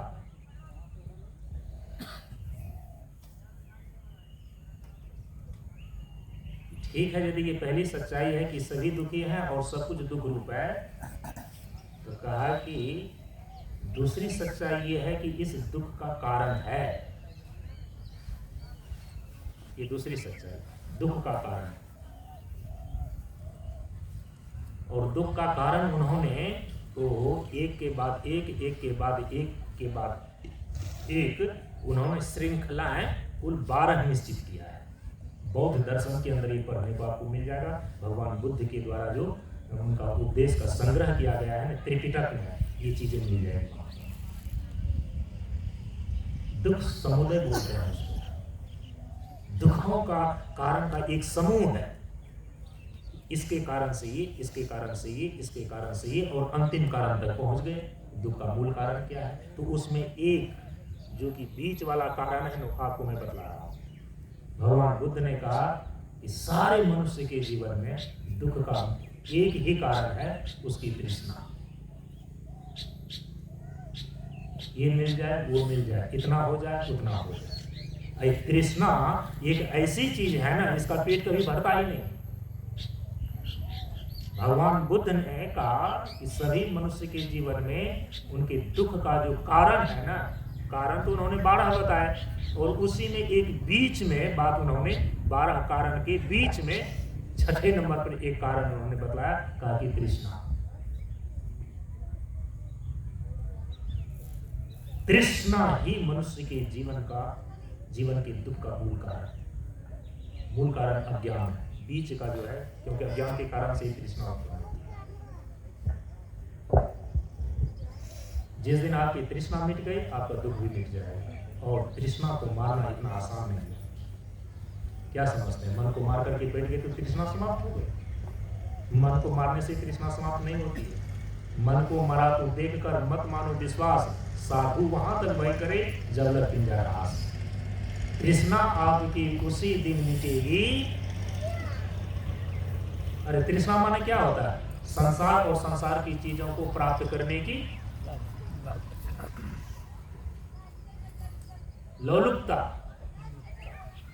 परम पूज्य गुरुदेव ने क्या कहा? लोलुपता त्याग होने से परम विश्वास होता है। तृष्णा का मतलब संसार की चीजों को प्राप्त करने की लालसा, लोलुपता, वो तृष्णा कहलाती है। समझ रहे? बोले कि वही इनके दुख का कारण है। और ये लोलुपता, ये तृष्णा कैसे समाप्त होती है, उसका भी उन्होंने उपाय बतलाया। भगवान बुद्ध ने उसकी साधना, उसकी प्रक्रिया बतलाई। और थोड़ा सा मैं उसका संत की वाणी से निकाल करके नजर में दे रहा हूं, क्योंकि वो प्रसंग है। तृष्णा ऐसे समाप्त नहीं होती है। मन हार गए तो तृष्णा समाप्त हो जाएगी क्या? अरे मन हारा है, तृष्णा नहीं गई है। मन के हारे हार, मन के जीते जीत। मन यदि मरा हुआ है, इसका मतलब नहीं कि तृष्णा मर गई है। तृष्णा संसार की चीजों को पाने की लालसा और लोलुपता है ना, तो संसार की चीजों को पाने की लोलुपता कब तक बनी रहती है? क्यों आप संसार की चीजों को पाना चाहते हैं? क्यों पूछेगा ना? उसकी जड़ में एक ही चीज है कि आप सुख और आनंद चाहते हैं। संसार की चीजों को इसीलिए आप प्राप्त करना चाहते हैं, उसके प्रति तृष्णा और लोलुपता इसीलिए है, उसकी जड़ में मूल चीज है सुख पाने की इच्छा। तो कहा कि वो जो संसार की चीजों को पाने की इच्छा है ना, चाह है ना, ये कब जाती है? चाह गई, चिंता गई, मनवा बेपरवाह, जाको कछो न चाहिए सोई सहनसा। यदि ऐसी स्थिति हो गई तभी दरअसल में वो सहनसा है, और बादशाह ने तो कंगला ही कंगला है। अंतर यही है कि आपको चिंता इतना ही है कि मजदूर हैं, मजदूरी करते हैं, आंख खुलती है, सुबह में आप काम करने के लिए जाते हैं, तो आपको अंदर लालसा यही है, तृष्णा इतनी ही है कि चलो भाई काम इतना किए हुए हैं तो 400 रुपया मजदूरी, तो 500 हमको मिली। लेकिन जो करोड़ों से खेल रहे हैं उनकी लालसा को जाकर के देखिए, वो 2, 4, 5 रुपये पाने की उनकी लालसा नहीं है। जो 1 करोड़ रुपये से खेल रहे हैं उनको लगता है कि कम से कम 1 महीने के अंदर कम से कम यदि 1 लाख रुपये का प्रॉफिट नहीं होगा तो फिर क्या होगा। अब देखिए उनकी लालसा होते होते होते होते तो बोले कि इतने लालसा क्यों, पूरे भारत का जो है कि संपत्ति का हम मालिक बन जाए। तो कहा कि इतने ही लालसा क्यों, पूरी दुनिया का मालिक बन जाए। तो सिकंदर बनने की लालसा, सिकंदर बनने की महत्वाकांक्षा। लेकिन वो सिकंदर भी अंतिम में जो विश्व विजेता बनने की लालसा और महत्वाकांक्षा लेकर के पूरी दुनिया में लूटपाट मचाया उसने, वो भी अंतिम समय में गए ना, कहा कि इकट्ठे कर जहां के जर, सभी दुनिया के माली थे। सिकंदर जब गया दुनिया से तो दोनों हाथ खाली के खाली थे। यही सच्चाई है। सुई की नोक भी कोई नहीं ले जा सकता है, कोई नहीं ले जा सकता। तृष्णा और महत्वाकांक्षा होनी चाहिए, लेकिन ऐसी पागल महत्वाकांक्षा नहीं होनी चाहिए कि आपके पांव के नीचे कितने व्यक्ति रौंदे चले जा रहे हैं, कुचले चले जा रहे हैं, इसका भी होश नहीं है। अरे क्या करेंगे पैसे के ढेर पर बैठ करके, जहां के लाखों और करोड़ों व्यक्ति को आप अपने पैर के नीचे कुचल करके करोड़पति और अरबपति बन रहे हैं। वो आपको शांति और सुकून देगा क्या? यदि किसी को दिया हो तो बोलिए, बताइए एक भी इतिहास में उदाहरण। तो हम ये पंक्ति ही बोलना बंद कर रहे हैं। पूरे इतिहास के पन्ने में, पूरे विश्व के इतिहास के पन्ने में एक भी व्यक्ति का नाम आप बताइए जिन्होंने अपनी पागल महत्वाकांक्षा की दौड़ में दुनिया के मालिक बन करके, पूरा का पूरा संपत्तिवान बन करके, और उस संपत्तिवान बनने में नीचे के लोगों को उसने पैरों से रौंदा है, कुचला है, और पैसों के ढेर पर जाकर के बैठ गया और वो शांति का श्वास ले रहा है। बताइए एक भी आदमी को। शांति का मार्ग अलग है प्रेमियों, वो एक पागलपन है। हम सोचते हैं कि इतनी सारी चीजों को हम यदि कि किसी भी तरीके से इकट्ठा कर लेंगे तो हमें शांति मिल जाएगी, हमें आनंद मिल जाएगा। वो चीजें उनको नहीं शांति आनंद दे सकती। मैंने आपको कहा ना कि हार्ट अटैक से वो व्यक्ति मरते हैं, क्योंकि प्रतिदिन सोने में आपके ये छाती की धड़कन से उनका ज्यादा धड़कन तेज चलता है। आप उसको चेक करके देख लीजिए, दवाई लेकर के सोता हुआ।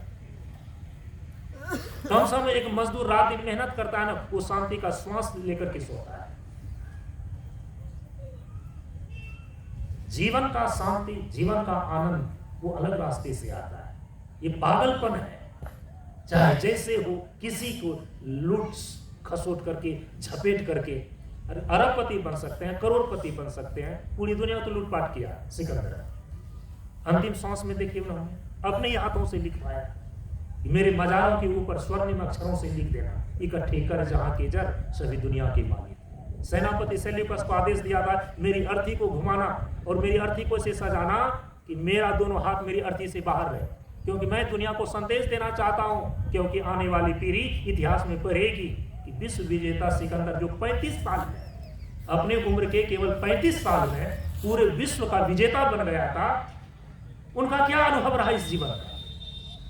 तो मैं आने वाली पीढ़ी को, क्योंकि 35 साल में प्रथम बार मैं विजेता बना हूं इस विश्व का, वो मैं जो अब दुनिया से जा रहा हूं ना, तो मेरी स्थिति कैसी है, आने वाली पीढ़ी को मैं शिक्षा देना चाहता हूं। मेरा हाथ दोनों अर्थी से बाहर कर देना, और जिस मुल्क में मैंने विश्व विजेता का झंडा फहराया ना, मेरी अर्थी को वहां पर घुमा देना। उन्होंने ही आदेश दिया था कि मेरी अर्थी के ऊपर स्वर्णिम अक्षरों में लिख देना, ये इकट्ठे कर जहां के जर, सभी दुनिया के मालिक थे। सिकंदर जब गया दुनिया से, दोनों हाथ खाली के लिए। तृष्णा लगी रहेगी, इच्छाएं लगी रहेगी। आदमी को आगे बढ़ने का अभिलाषा रखना चाहिए, लेकिन ऐसा पागल महत्वाकांक्षा नहीं पालिए कि आपके पैरों के नीचे कितने आदमी कुचले चले जा रहे हैं, कितने लोगों का हक मारा जा रहा है, कितने लोग पद दलित होते जा रहे हैं आपके नीचे।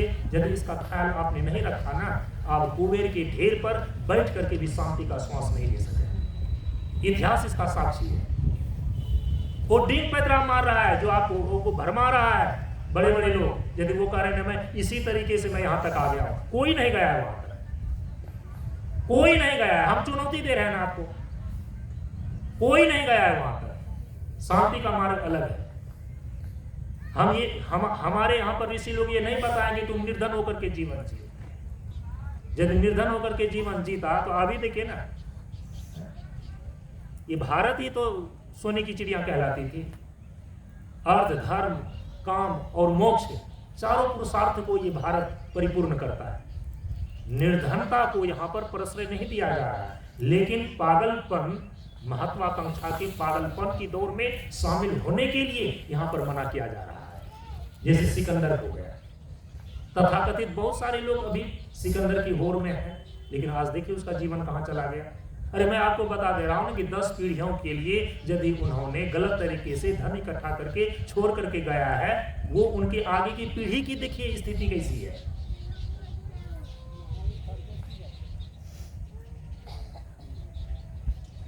कहां जा रही है? क्या वो समाज के लायक है? क्या राष्ट्र के लायक है? क्या अपने जीवन का भी उद्धार कर रहा है? क्या, मैं नाम नहीं लेना चाहूंगा ना यहां से।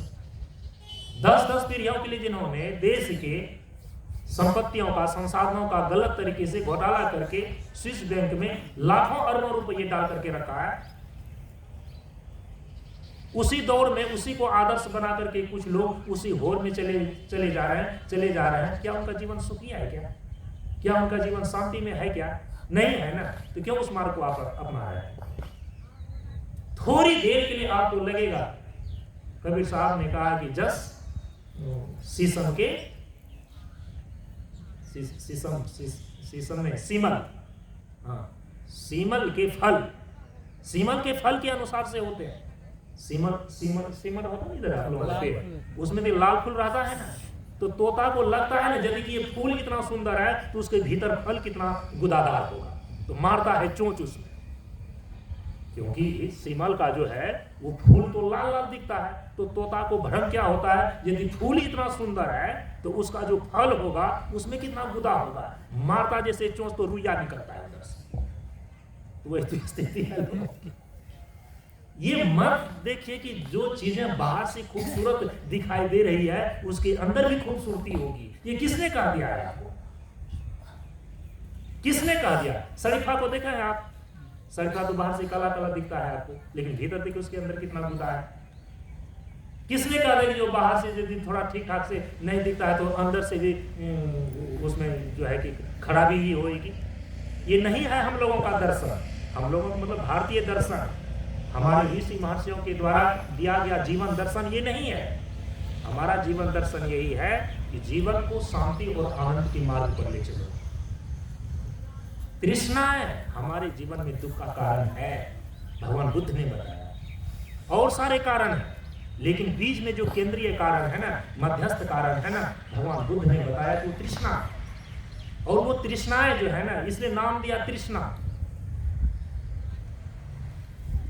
कौन कहता है कि जीवन में उच्च लक्ष्य नहीं रखना चाहिए?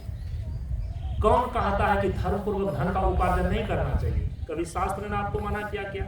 कभी संत ऋषि महात्मा लोगों ने कभी मना किया आपको क्या? नहीं किया ना? गलत तरीके से धन का उपार्जन नहीं करना है। और जानते हैं, आप देख लीजिएगा, जो सही तरीके से धन का उपार्जन करना चाहता है, धर्मपूर्वक नीति पूर्वक धन का उपार्जन करता है, उसके अंदर तृष्णा कम होती है, परोपकार की भावना ज्यादा होती है। आप देखिएगा उसको। लेकिन जिस आदमी के अंदर केवल तृष्णा है, वो किसी न किसी प्रकार से लगता है कि जितना जल्दी हो आज ही अंबानी बन जाए। वो गलत मार्ग पर आप जा रहे हैं, गलत सोच में जा रहे हैं। वो जीवन को आपको कभी भी सुखी नहीं कर सकेगा, वो रास्ता ही गलत है। तो भगवान बुद्ध ने कहा कि तृष्णा है वो कारण। तो चाह गई, चिंता गई, वो जो संसार की चीजों को गलत तरीके से बहुत जल्दीबाजी, बहुत सारी चीजों को प्राप्त करने की लालसा बनाकर रखे हैं, ललुपता बनाकर रखे हैं ना, वो तृष्णा कहलाती है। वो जाएगी कैसे? कहा कि चाह गई, चिंता गई, मनवा बेपरवाह। क्योंकि तृष्णा तो मने में होता है ना। हमेशा वैसे ही व्यक्ति की संगति करेंगे, वैसे ही व्यक्ति के साथ उठ बैठ करेंगे, वैसे ही चीज़ों को आप पढ़ेंगे, वैसे ही चीज़ों को देखेंगे, तो मन में तृष्णा नहीं जन्म लेगी तो क्या लेगा? संतोष जन्म लेगा क्या? धैर्य जन्म लेगा मन में क्या? मन तो अधीर हो ही जाएगा।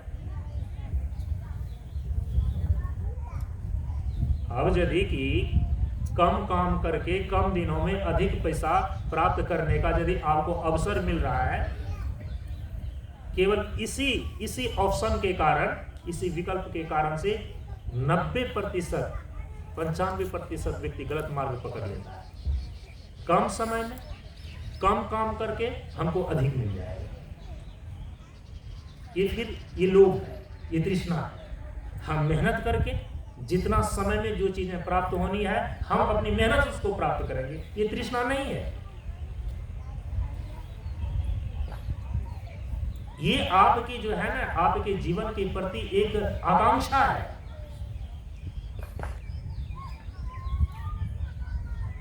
मन में तृष्णा आती है, मन में ही संतोष आता है, मन में ही जो है ना संकल्प भी आता है।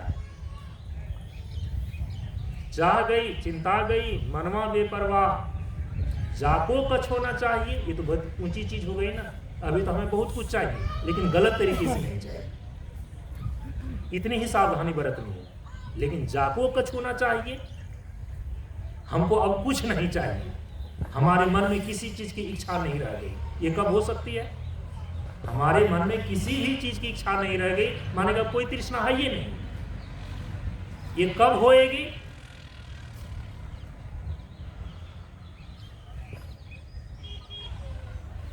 ऐसी बादशाहत आपकी कब आएगी?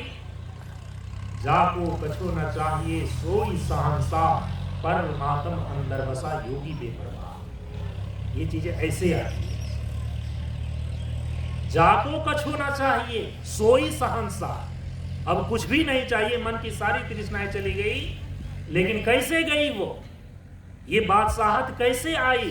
किस स्थिति में आ सकती है? परमात्म अंदर बसा।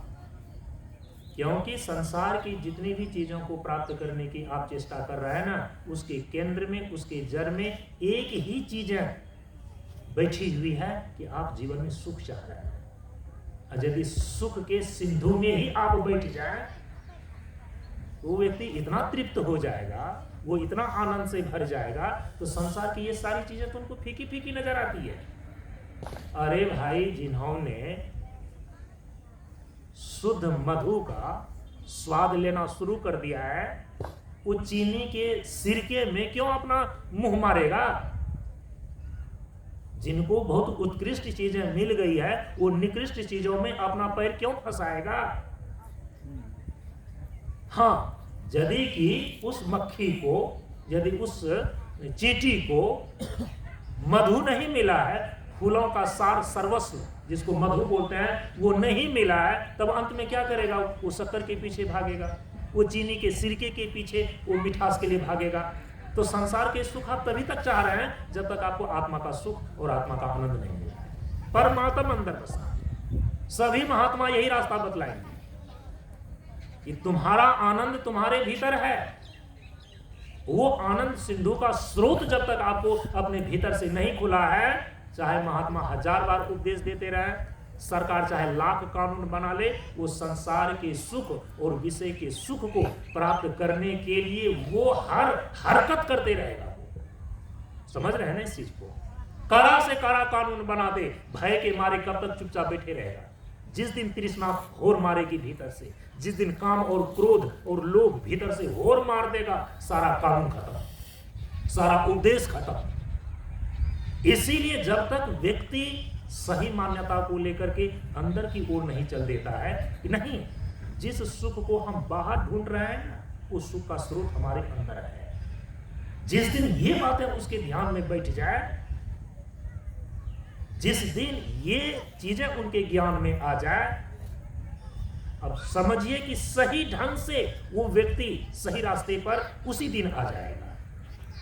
नहीं तो बाहर की जितनी भी सारी चीजें होगी ना, चाहे कानून के द्वारा उसको अनुशासन में अनुशासित रखा जा रहा है, चाहे किसी के दबाव में उसको अनुशासित रखा जा रहा है, वो टेम्पोररी है। परमानेंट नहीं है वो। इसी रहस्य को समझना है। आपके मन से तृष्णाएं तभी जा सकती है क्योंकि सुख पाने की लालसा है। हम रुपया इसी चाह रहे हैं कि हम सुख सुविधाओं को इकट्ठा कर सकें। सुख चाहिए आपको, और जिस दिन आपके भीतर आनंद का स्रोत फूट जाएगा, जिस दिन आप अपने भीतर सुख सिंधु में ही अवस्थित हो जाएंगे, परमात्म अंदर बसा योगी बेपरवाह। एक योगी बाहर से सारी चीजों को छोड़ करके अपने आप में शांति और आनंद में, इसीलिए वह तृप्त रहता है क्योंकि अंदर उनका आनंद का जो स्रोत है ना, वो खुल चुका है। इसलिए वो निराधार में आनंद, प्रसन्न और संतुष्ट रहने लगा है। जब तक अंदर शांति और आनंद का मार्ग आपको नहीं मिलेगा, शांति और आनंद का स्रोत आपके भीतर ही है, जब तक वो नहीं फूटेगा, बाहर ये सारे संघर्ष आपके चलते रहेंगे, ये सारी चीजें होती रहेंगी। तो भगवान बुद्ध ने कहा कि जीवन में दुख है, दुख का कारण है दूसरी चीजें, और इस दुख का कारण उन्होंने तृष्णा को रखा। और ये तृष्णा कैसे जाती है उसका थोड़ा सा मैंने आपको इशारा किया। हमारे संत महर्षि लोगों ने कहा कि जाको कछोना चाहिए सोई सहनसा। ये स्थिति तब आती है कब? जब परमात्म अंदर बसा योगी बेपरवाह। जो आपका आत्मा है ना, उसकी जो परम स्थिति है उसी को परमात्मा बोलते हैं। आत्मा सत्य है, चित्त है, आनंद है, वो सारा स्रोत आपके भीतर है। इसलिए थोड़ा सा संयम बरत करके एक बार थोड़ा सा भीतर झांकेंगे ना, एक बार यदि वो रास्ता आपका खुल गया, सारा झंझटे खत्म हो जाएगा, सारा झंझट बाहर का खत्म। बाहर पर जब निर्भर है, बाहर होर लगी रही, कोई कानून, कोई भी व्यवस्थाएं व्यक्ति को सदा के लिए संतुलित नहीं रख सकती। युद्ध होंगे, विप्लव होगा। इसीलिए हमारे भारतवर्ष में सुख और शांति को पाने का अंतर्मुखी मार्ग है। तो परम पूज्य गुरुदेव ने क्या कहा? अंतर्मुखी आनंद है, और आनंद अंतर्मुखी। जब कभी भी जिस किसी भी युग में लोगों ने अपने जीवन का समाधान पाया है, तो ऐसे ही समाधान पाया है। बाहर की व्यवस्थाओं से आपके जीवन से सदा के लिए दुख दूर नहीं होएगा। आपके जीवन से बाहर का सदा के लिए दुख दूर होना तभी संभव है जिस दिन आपके भीतर का आनंद का स्रोत फूट जाएगा। वो आनंद का स्रोत आपके भीतर ही है, इसलिए अंतर्मुखी होने की आवश्यकता है, अंतर्मार्गी होने की आवश्यकता है। सत्संग में यही रहस्य का पता चलता है, इसी चीज की जानकारी मिलती है, तो उनको सत्संग बोलते हैं। सत्संग, सत्य का संग करना। क्या है सत्य? यही सत्य है कि शांति और आनंद का मार्ग आपके भीतर है। बाहर की कोई व्यवस्थाएं आपके जीवन के दुख को सदा के लिए दूर नहीं कर सकती है। थोड़ी देर के लिए आपके जीवन की यात्रा को सहूलियत कर सकती है, इतना ही है। सहूलियत अलग चीज है, जीवन का समाधान पाना अलग चीज। जीवन का समाधान का मतलब है दुख को दूर कर ले, और दुख का दूर तभी होएगा, कितना भी उपदेश करें, मन को मार दें, दुख दूर नहीं होगा जब तक आप अपने भीतर आनंद के सागर में नहीं डूब जाते हैं। और वो आनंद का सागर कहीं बाहर नहीं है, वो आपके अंदर है। इसलिए अंतर्मुखी होना जरूरी है, अंदर में चलना जरूरी है। बाहर एक व्यवस्थाएं हैं, हम जीवन जी रहे हैं, सहूलियत प्रदान करने के लिए जितनी भी व्यवस्थाएं, हम उसकी निंदा नहीं कर रहे हैं, लेकिन इतना तय है कि बाहर आपके जीवन का समाधान है। तो भगवान बुद्ध ने वही कहा कि तृष्णा भी तुम्हारे अंदर, उस अंदर की तृष्णा को लेकर के बाहर तुम दौड़ रहे हो। सिकंदर दौड़ा, सब कोई दौड़ रहे हैं, किसी ने समाधान नहीं पा सका। और जिस किसी को भी ये समझ में आ गई, वो तृष्णाएं तो तृप्त होने पर ही समाप्त होगी। और तृप्ति का नाम है तृष्णा। वो तृष्णाएं मिटती है तृप्त हो जाने पर। और आप तृप्त कब होंगे? जन्मों जन्मों से आपको सुख पाने की जो लालसा लगी हुई है, जब तक वो सुख सिंधु में डूब नहीं जाते आप सुख स्वरूप ही हैं। केवल अपने उस सुख सिंधु में डूबने का रहस्य और रास्ता पाना है आपको। ये संत बतलाएंगे आपको, ये सदगुरु बतलाएंगे आपको, इनकी जानकारी आपको ये सत्संग में मिलेगा।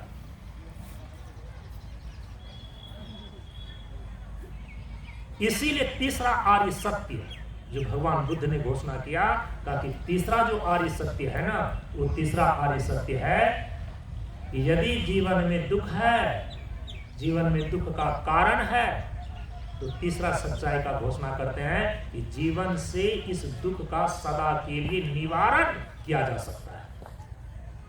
भगवान बुद्ध ने ऐसा क्यों कहा? भगवान बुद्ध ने इसलिए ऐसा कहा कि बड़े बड़े विचारक आज दुनिया में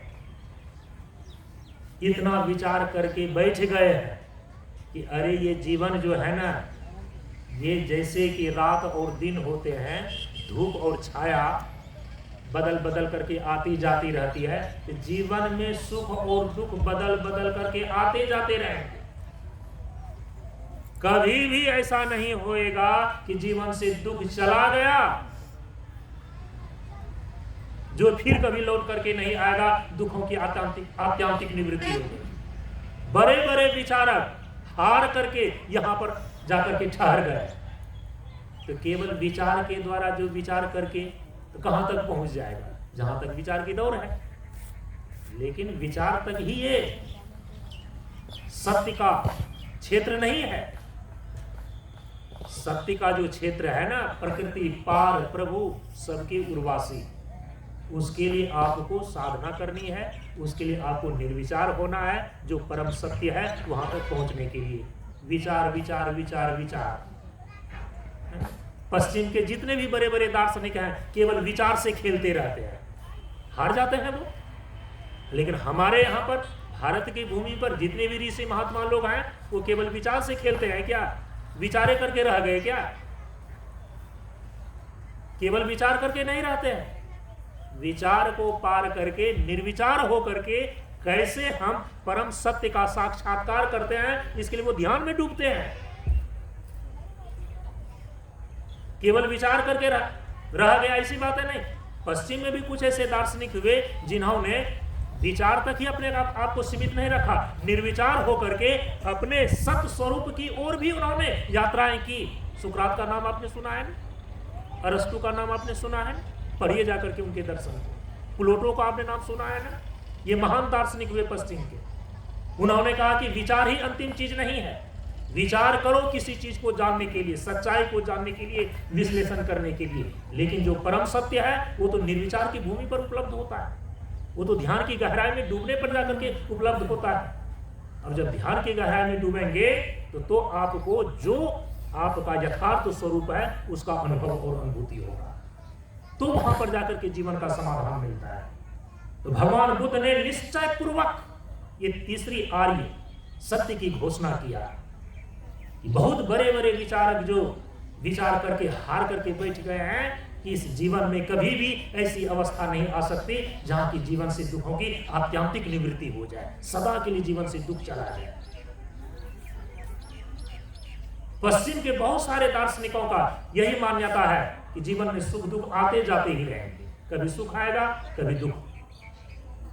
लेकिन हमारे यहां पर जिन्होंने जीवन की पूर्णता को प्राप्त किया, जीवन का समाधान प्राप्त किया, उन्होंने आपको आश्वासन दिया है, और झूठा आश्वासन नहीं, बल्कि ये सत्य है कि जीवन से दुखों को सदा के लिए दूर किया जा सकता है। पहली दफे जो भी ये बातें सुनता है ना, उनको भी ऐसा लगता है क्या ये संभव है? जीवन से सदा के लिए दुख चला जाएगा, दुख का एक जो है कि छाया भी उसके ऊपर। हाँ, उसका उपाय हमारे यहां पर बताया गया है, कैसे जीवन से दुखों की आत्यांतिक निवृत्ति हो सकती है। तो तीसरी आर्य सच्चाई में, तीसरे आर्य सत्य में भगवान बुद्ध ने इसी बात की घोषणा कर दिया कि जीवन से दुखों का सदा के लिए निवारण किया जा सकता है। और अंतिम में चौथी सच्चाई, चौथा आर्य सत्य में भगवान बुद्ध ने यह घोषणा किया कैसे जीवन से सदा के लिए दुख दूर हो जाते हैं। तो जीवन से दुखों को सदा के लिए दूर करने के उपाय। तो भगवान बुद्ध ने कहा कि जब जीवन से दुख सदा के लिए दूर हो जाते हैं, जीवन से दुखों की आत्यंतिक निवृत्ति हो गई तो जीवन की उस अवस्था को निर्वाण बोलते हैं। उन्होंने एक शब्द दिया उसके लिए, निर्वाण। और हिंदू तो बौद्ध धर्म है, हिंदू दर्शन में हमारे वैदिक ऋषियों ने उसका नाम दिया है मोक्ष। भगवान बुद्ध बोलते हैं उसको निर्वाण, और हमारे वैदिक ऋषि उसको क्या बोलते हैं? मोक्ष। मोक्ष का मतलब ही होता है दुखों से सदा के लिए छूट जाना, उसको बोलते हैं मोक्ष। भगवान बुद्ध कहते हैं कि दुखों का सदा के लिए जब निवारण हो जाए उसको बोलते हैं निर्वाण। तो चौथी आर्य सत्य में उन्होंने कहा कि उस निर्वाण को प्राप्त करने के उपाय हैं, उसके लिए मार्ग हैं, उसके लिए साधन है, और उसका विस्तार से अपने भिक्षुकों के लिए, अपने अनुयायियों के लिए उन्होंने उपदेश दिया है। तो वो साधना का मार्ग, वो मोक्ष को, निर्वाण को प्राप्त करने के कौन कौन से उपाय हैं। सच्चित आनंद, ये आपका स्वरूप है। जब तक आप अपनी सत्य स्वरूपता का बोध नहीं कर लेते, किसी भी अन्य विधि से मृत्यु का भय नहीं जा सकता। चाहे एटम बम बना लें, परमाणु बम बना लें, आप चंद्रमा पर चले जाए, मृत्यु का भय हर जगह लगा है। मृत्यु का भय एक ही चीज से जाती है, अपने सत्स्वरूपता का बोध करना। कैसे मैं अविनाशी हूं, मेरा जो वास्तविक स्वरूप है ना, उसका कभी नाश नहीं। उस स्वरूप में जाकर के अवस्थिति लाभ करने पर तब मृत्यु का भय जाता है।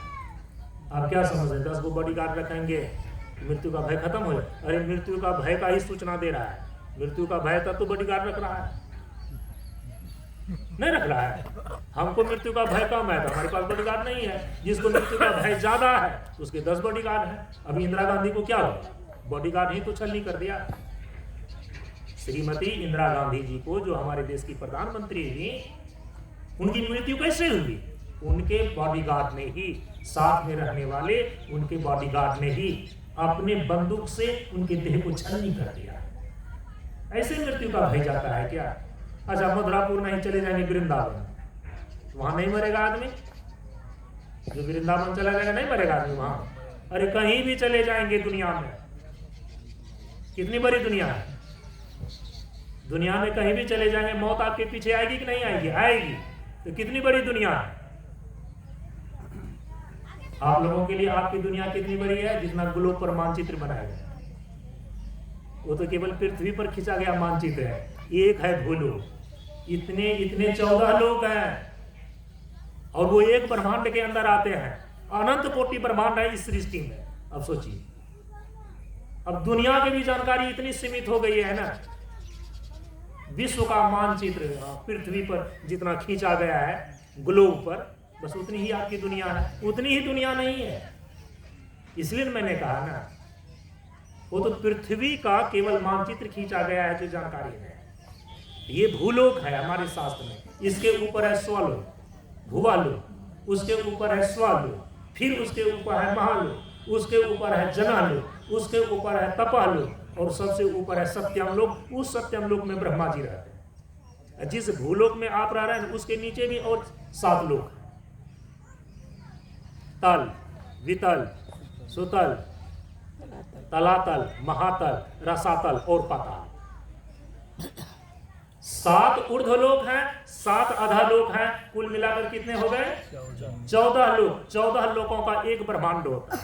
एक ब्रह्मांड के अंदर कितने लोक होते हैं? 14। तो कम से कम इतनी बड़ी दुनिया है आपकी, जिस एक ब्रह्मांड में आप रह रहे हैं।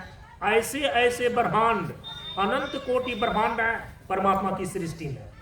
आज वैज्ञानिक कहते हैं कि ये जो जिस पृथ्वी पर रह रहे हैं ना, ये सौर मंडल का एक छोटा सा ग्रह है, ग्रह है पृथ्वी। ये आकाश गंगा है, अनंत है। वो भी इस चीज का खोज कर रहा है खगोल विज्ञान में। इतनी बड़ी दुनिया, सोचिए, जहां भी दुनिया में आप चले जाए, मृत्यु आपके पीछे है। मृत्युंजय पर विजय प्राप्त होता है अपने सत्य आत्मा का बोध करके, क्योंकि आत्मा कभी नहीं मरता। वही सत्य आत्मा का बोध कैसे करेंगे, ये संत महात्मा रास्ता दिखलाते हैं। सत्संग में जानकारी दी जाती है, और सुबह शाम जो देखिए ऊपर लिखा है योग साधना का प्रशिक्षण, योग साधना प्रशिक्षण का मतलब ही यही होता है कि अपने भीतर जीवन का समाधान पाने के लिए हम किस प्रकार से वो साधन करें, किस प्रकार से अपने जीवन को अपनावें, जो कि हमारे जीवन का आत्यांतिक समाधान हो जाए। आत्यांतिक समाधान होने का मतलब है कि मृत्यु पर पहले विजय, और वही मृत्यु पर विजय पाने के लिए हमारे वेद में जिस मंत्र का प्रयोग किया गया है उसको महामृत्युंजय मंत्र कहा गया है। आपका जो वास्तविक स्वरूप है ना, उसका दूसरा हिस्सा है चित्त, और चित्त का मतलब होता है ज्ञान स्वरूप, चित्त का मतलब होता है स्वयं प्रकाश, चेतन स्वरूप। और अपनी आत्मा के उसी अखंड विज्ञान को प्राप्त करने के लिए, चित्त स्वरूपता को प्राप्त करने के लिए, चित्त स्वरूपता में अवस्थित होने के लिए हमारे वेद के अंदर जिस मंत्र का जप करने के लिए, और जप करने का वहां पर केवल ऐसे नहीं कि मौखिक केवल जप करना, पहले मौखिक ही जप किया जाता है। जप में फिर भगवान महर्षि पतंजलि ने अपने योग दर्शन के सूत्र में स्पष्ट रूप से बता दिया है, तत् जपा तदर्थ भावना, क्योंकि जप के बाद ही आता है ध्यान। उस मंत्र में जो तत्व बतलाया गया है उस तत्व का ध्यान करना, तब उस तत्व का यथार्थ स्वरूप का साक्षात्कार होगा। जो चित्त तत्व है उसका यथार्थ स्वरूप का साक्षात्कार, तब मूर्खता का भय जाता है। नहीं तो कितना भी पढ़ लिख लें आप, जिस लोक में आप चले जाएं, मूर्खता का भय तब तक नहीं जाता, पूर्ण ज्ञान तब तक नहीं माना जाता जब तक आप अपनी चित्त स्वरूपता में अवस्थिति लाभ प्राप्त नहीं करेंगे। जब तक आपको आत्मज्ञान नहीं हो जाता, सब ज्ञान जो है ना वो अधूरा है। सीधा ठेठ भाषा में ऐसे समझिए, सब अनित्य ज्ञान है। एक अवस्था से दूसरी अवस्था में जाने पर ही जो आप जानते हैं वो छूट जाता है यहीं पर। आगे की अवस्था में पहली वाली अवस्था की जानकारी ही नहीं रह जाती है। जागृत अवस्था में जिस चीज को जानते हैं, सुसुप्ति अवस्था में कहां वो चीजें रह जाती है, खत्म हो गया वो चीज। पूर्ण ज्ञान कहां हुआ? वो तो अधूरा ज्ञान हुआ, अनित्य ज्ञान हुआ। बिना आत्मज्ञान का ज्ञान पूर्ण नहीं होता। अपने स्वरूप ज्ञान का ज्ञान ही नित्य ज्ञान कहलाता है, और उसी को प्राप्त करने के लिए हमारे वेद में जिस मंत्र को प्रयोग में लाने के लिए निर्देश दिया गया है ना, उसी को बोलते हैं गायत्री मंत्र। ओम भूर्भुवः स्वः तत्सवितुर्वरेण्यं भर्गो देवस्य धीमहि धियो यो नः प्रचोदयात्। ठीक, इसके बाद आपके वास्तविक स्वरूप का जो तीसरा आयाम है वो है आनंद। इसी पर तो सारी चर्चाएं चली है। आपके जीवन से दुख सदा के लिए तभी मिट सकता है। ये भ्रम में मत रहिए कि हाँ हम दुखी है वो सुखी है, नहीं, सर्वम दुखम। ये आप मत समझिए कि चलो भाई यहाँ हमको परेशानी है, यहाँ से चले जाएंगे दूसरे जगह तो वहां परेशानी खत्म हो जाएगी। परेशानी खत्म कहीं नहीं होती है, परेशानी का चेहरा बदल जाता है। हो सकता है यहाँ कोई आदमी आपको ज्यादा सता रहा था, इस प्रकार की परेशानी थी, यहाँ से भाग करके दूसरे जगह चले गए आप, और वहां जाएंगे ना तो वो सताने वाला आदमी हो सकता है कि वहां नहीं हो, लेकिन परेशानी का दूसरा कारण वहां अवश्य जरूर होगा। कोई न कोई कारण वहां परेशानी का जरूर रहेगा। इसीलिए परेशानी तो लगा ही रहता है, परेशानी अपना चेहरा बदल बदल करके उपस्थित होता है। परेशानियां तो लगी ही रहती है, वो परेशानियां दुख देती हैं आपको। वो तब तक समाप्त नहीं हो सकता है, दुख का अंत तब तक नहीं हो सकता है जब तक आप स्वयं के आनंद सिंधु में डुबकी नहीं लगाएंगे। यही भीतर की आनंद स्वरूपता। देखिए ना, एक भौरा भी भिन्न भिन्न भिन्न भिन्न करते रहता है, मंडराते रहता है, भिन्न भिनाते रहता है, लेकिन वह एकदम बिल्कुल शांत हो जाता है। कब? जब फूलों का रस चूसना शुरू कर देता है। उसकी आवाज बंद हो गई, मौन हो गया, शांत हो गया, क्योंकि आनंद में डूब गया। लेकिन जब तक वह फूलों के पराग को चूसना शुरू नहीं किया है,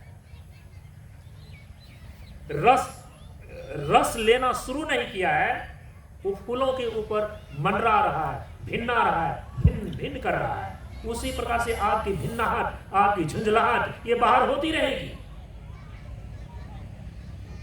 कभी आपका मन रूपी भौरा धन रूपी फूल पर मंडराते रहेगा, कभी भवन रूपी फूल पर मंडराते रहेगा, भिन्नाते रहेगा, तब तक भिन्नाते रहेगा ये भौरा, मन रूपी भौरा, ये जीव रूपी भौरा, जब तक वह अपने स्वरूप के आनंद का रस में डूब नहीं जाता है। जहां वो अपने स्वरूप के आनंद के रस लेने में डूब गया भौरा, अब कोई आवाज नहीं, बिल्कुल शांत। लड़ाई झगड़ा झंझलाहट ये सारी चीजें तब तक हो रही है जब तक आप अपने भीतर के आनंद में नहीं डूब जाते, जब तक आप अतृप्त हैं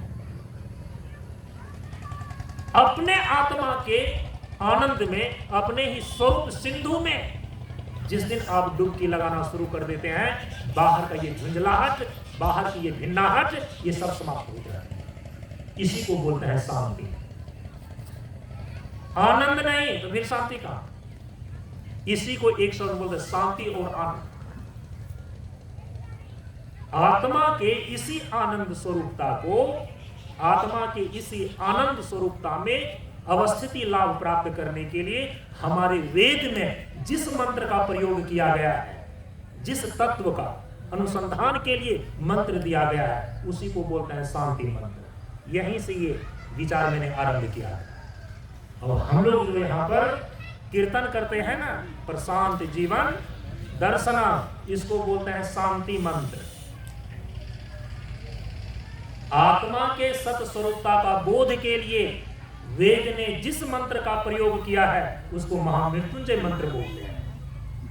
हम अपने ही आत्मा के चित्त स्वरूपता का अनुसंधान के लिए वेद में जिस मंत्र का प्रयोग किया गया है उसी मंत्र का नाम है गायत्री मंत्र। ओम भूर्भुवस्सुः तत्सवितुर्वरेण्यं भर्गो देवस्य धीमहि धियो यो नः प्रचोदयात्। ठीक, आत्मा के आनंद स्वरूपता का अनुसंधान के लिए, आत्मा के आनंद स्वरूपता के बोध के लिए, इस तत्व के अनुसंधान के लिए हमारे वेद में जिस मंत्र का प्रयोग किया गया है उसी मंत्र का नाम है शांति मंत्र। वेद के प्रत्येक मंत्र में उसकी परिसमाप्ति में त्रिवार शांति शब्द का प्रयोग किया गया है। शांति शांति शांति। वेद के प्रत्येक मंत्र ओम से प्रारंभ होते हैं, याद रखिएगा, ओम से प्रारंभ होते हैं। और उस प्रत्येक वेद के मंत्र की परिसमाप्ति त्रिवार शांति शब्द के साथ होती है। अंत में बोलेंगे शांति शांति शांति।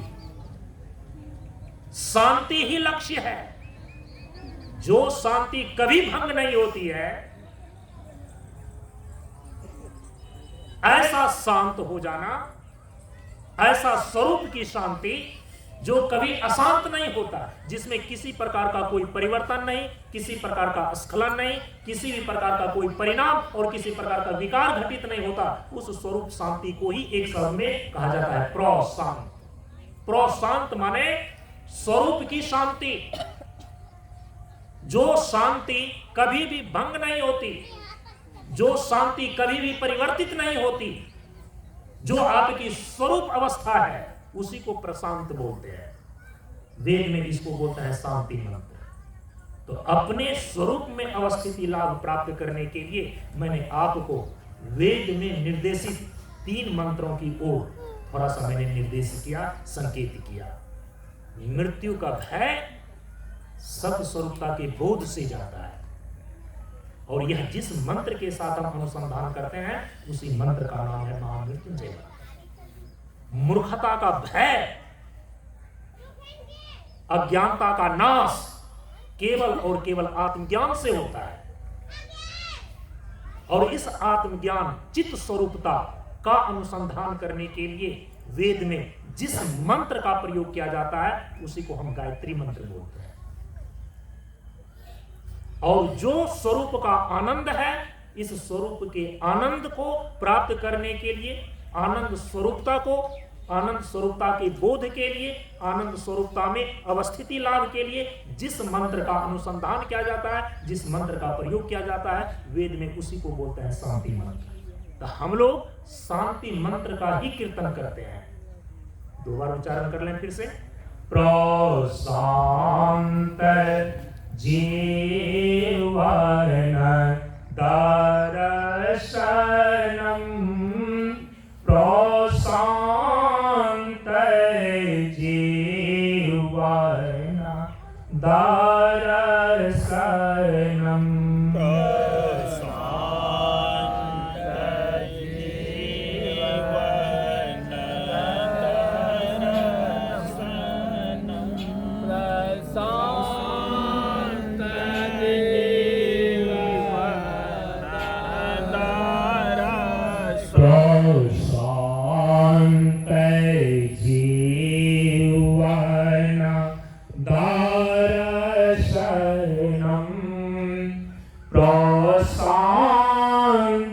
जीवन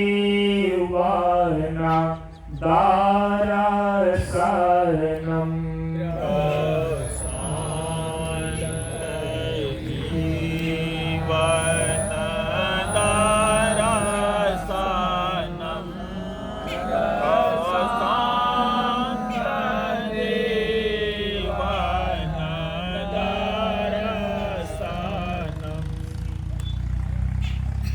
आज जो इस 3 मंत्र के द्वारा आपके अपने वास्तविक स्वरूप आत्म स्वरूप की अवस्थिति लाभ के लिए जो ये थोड़ा सा निर्देश आपको मैंने संकेतित किया, विचार के द्वारा आपको बताया, इसी को ध्यान में रख करके अब उसके परिप्रेक्ष्य में हम अपने जीवन में किस प्रकार से साधना के मार्ग पर चलते हैं, हमें जीवन में कौन कौन से साधना की पद्धति अपनानी चाहिए जिसके द्वारा हम अपने भीतर स्वरूप की यात्रा कर पाते हैं।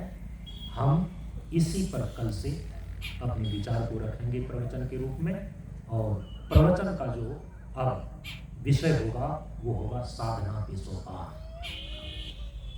अब जितने दिन भी यहाँ 5 दिन का जो शेष बच रहा है सत्संग, आज मैंने भूमिका बनाई, आज मैंने इसकी पृष्ठभूमि बनाई।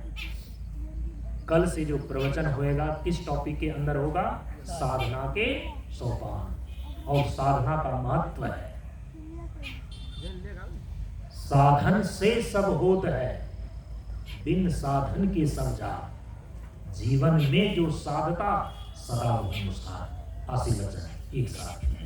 निष्पक्षी को भक्ति है, निर्मोही को ज्ञान, निर्द्वंदी को मुक्ति है, निर्लोभी निर्वाण, जल से पतला ज्ञान है, ज्ञान से पतला ध्यान, ध्यान से पतला प्राण है, प्राण से है कल्याण, जहाँ गमन कहाँ धर्म है, जहाँ त्याग अनुराग, जहाँ लगन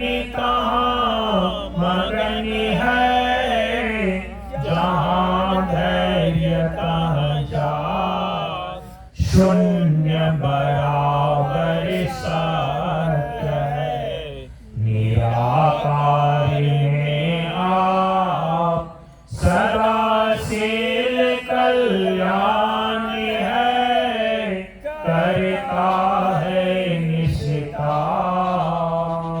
जयकार। ज्ञान का विकास हो, शिक्षा का विकास हो, मानवता का विकास हो, जीवन का विकास हो, प्रशांत गुरु बाबा की जय हो, प्रशांत जीवन दर्शनम शांति पाठ। द्यो शांत हो, अंतरिक्ष शांत हो, पृथ्वी शांत हो, जल शांत हो, औषधि शांत हो, वनस्पति शांत हो, विश्व देवता शांत हो, ब्रह्म शांत हो, सतोगुण शांत हो, रजोगुण शांत हो, तमोगुण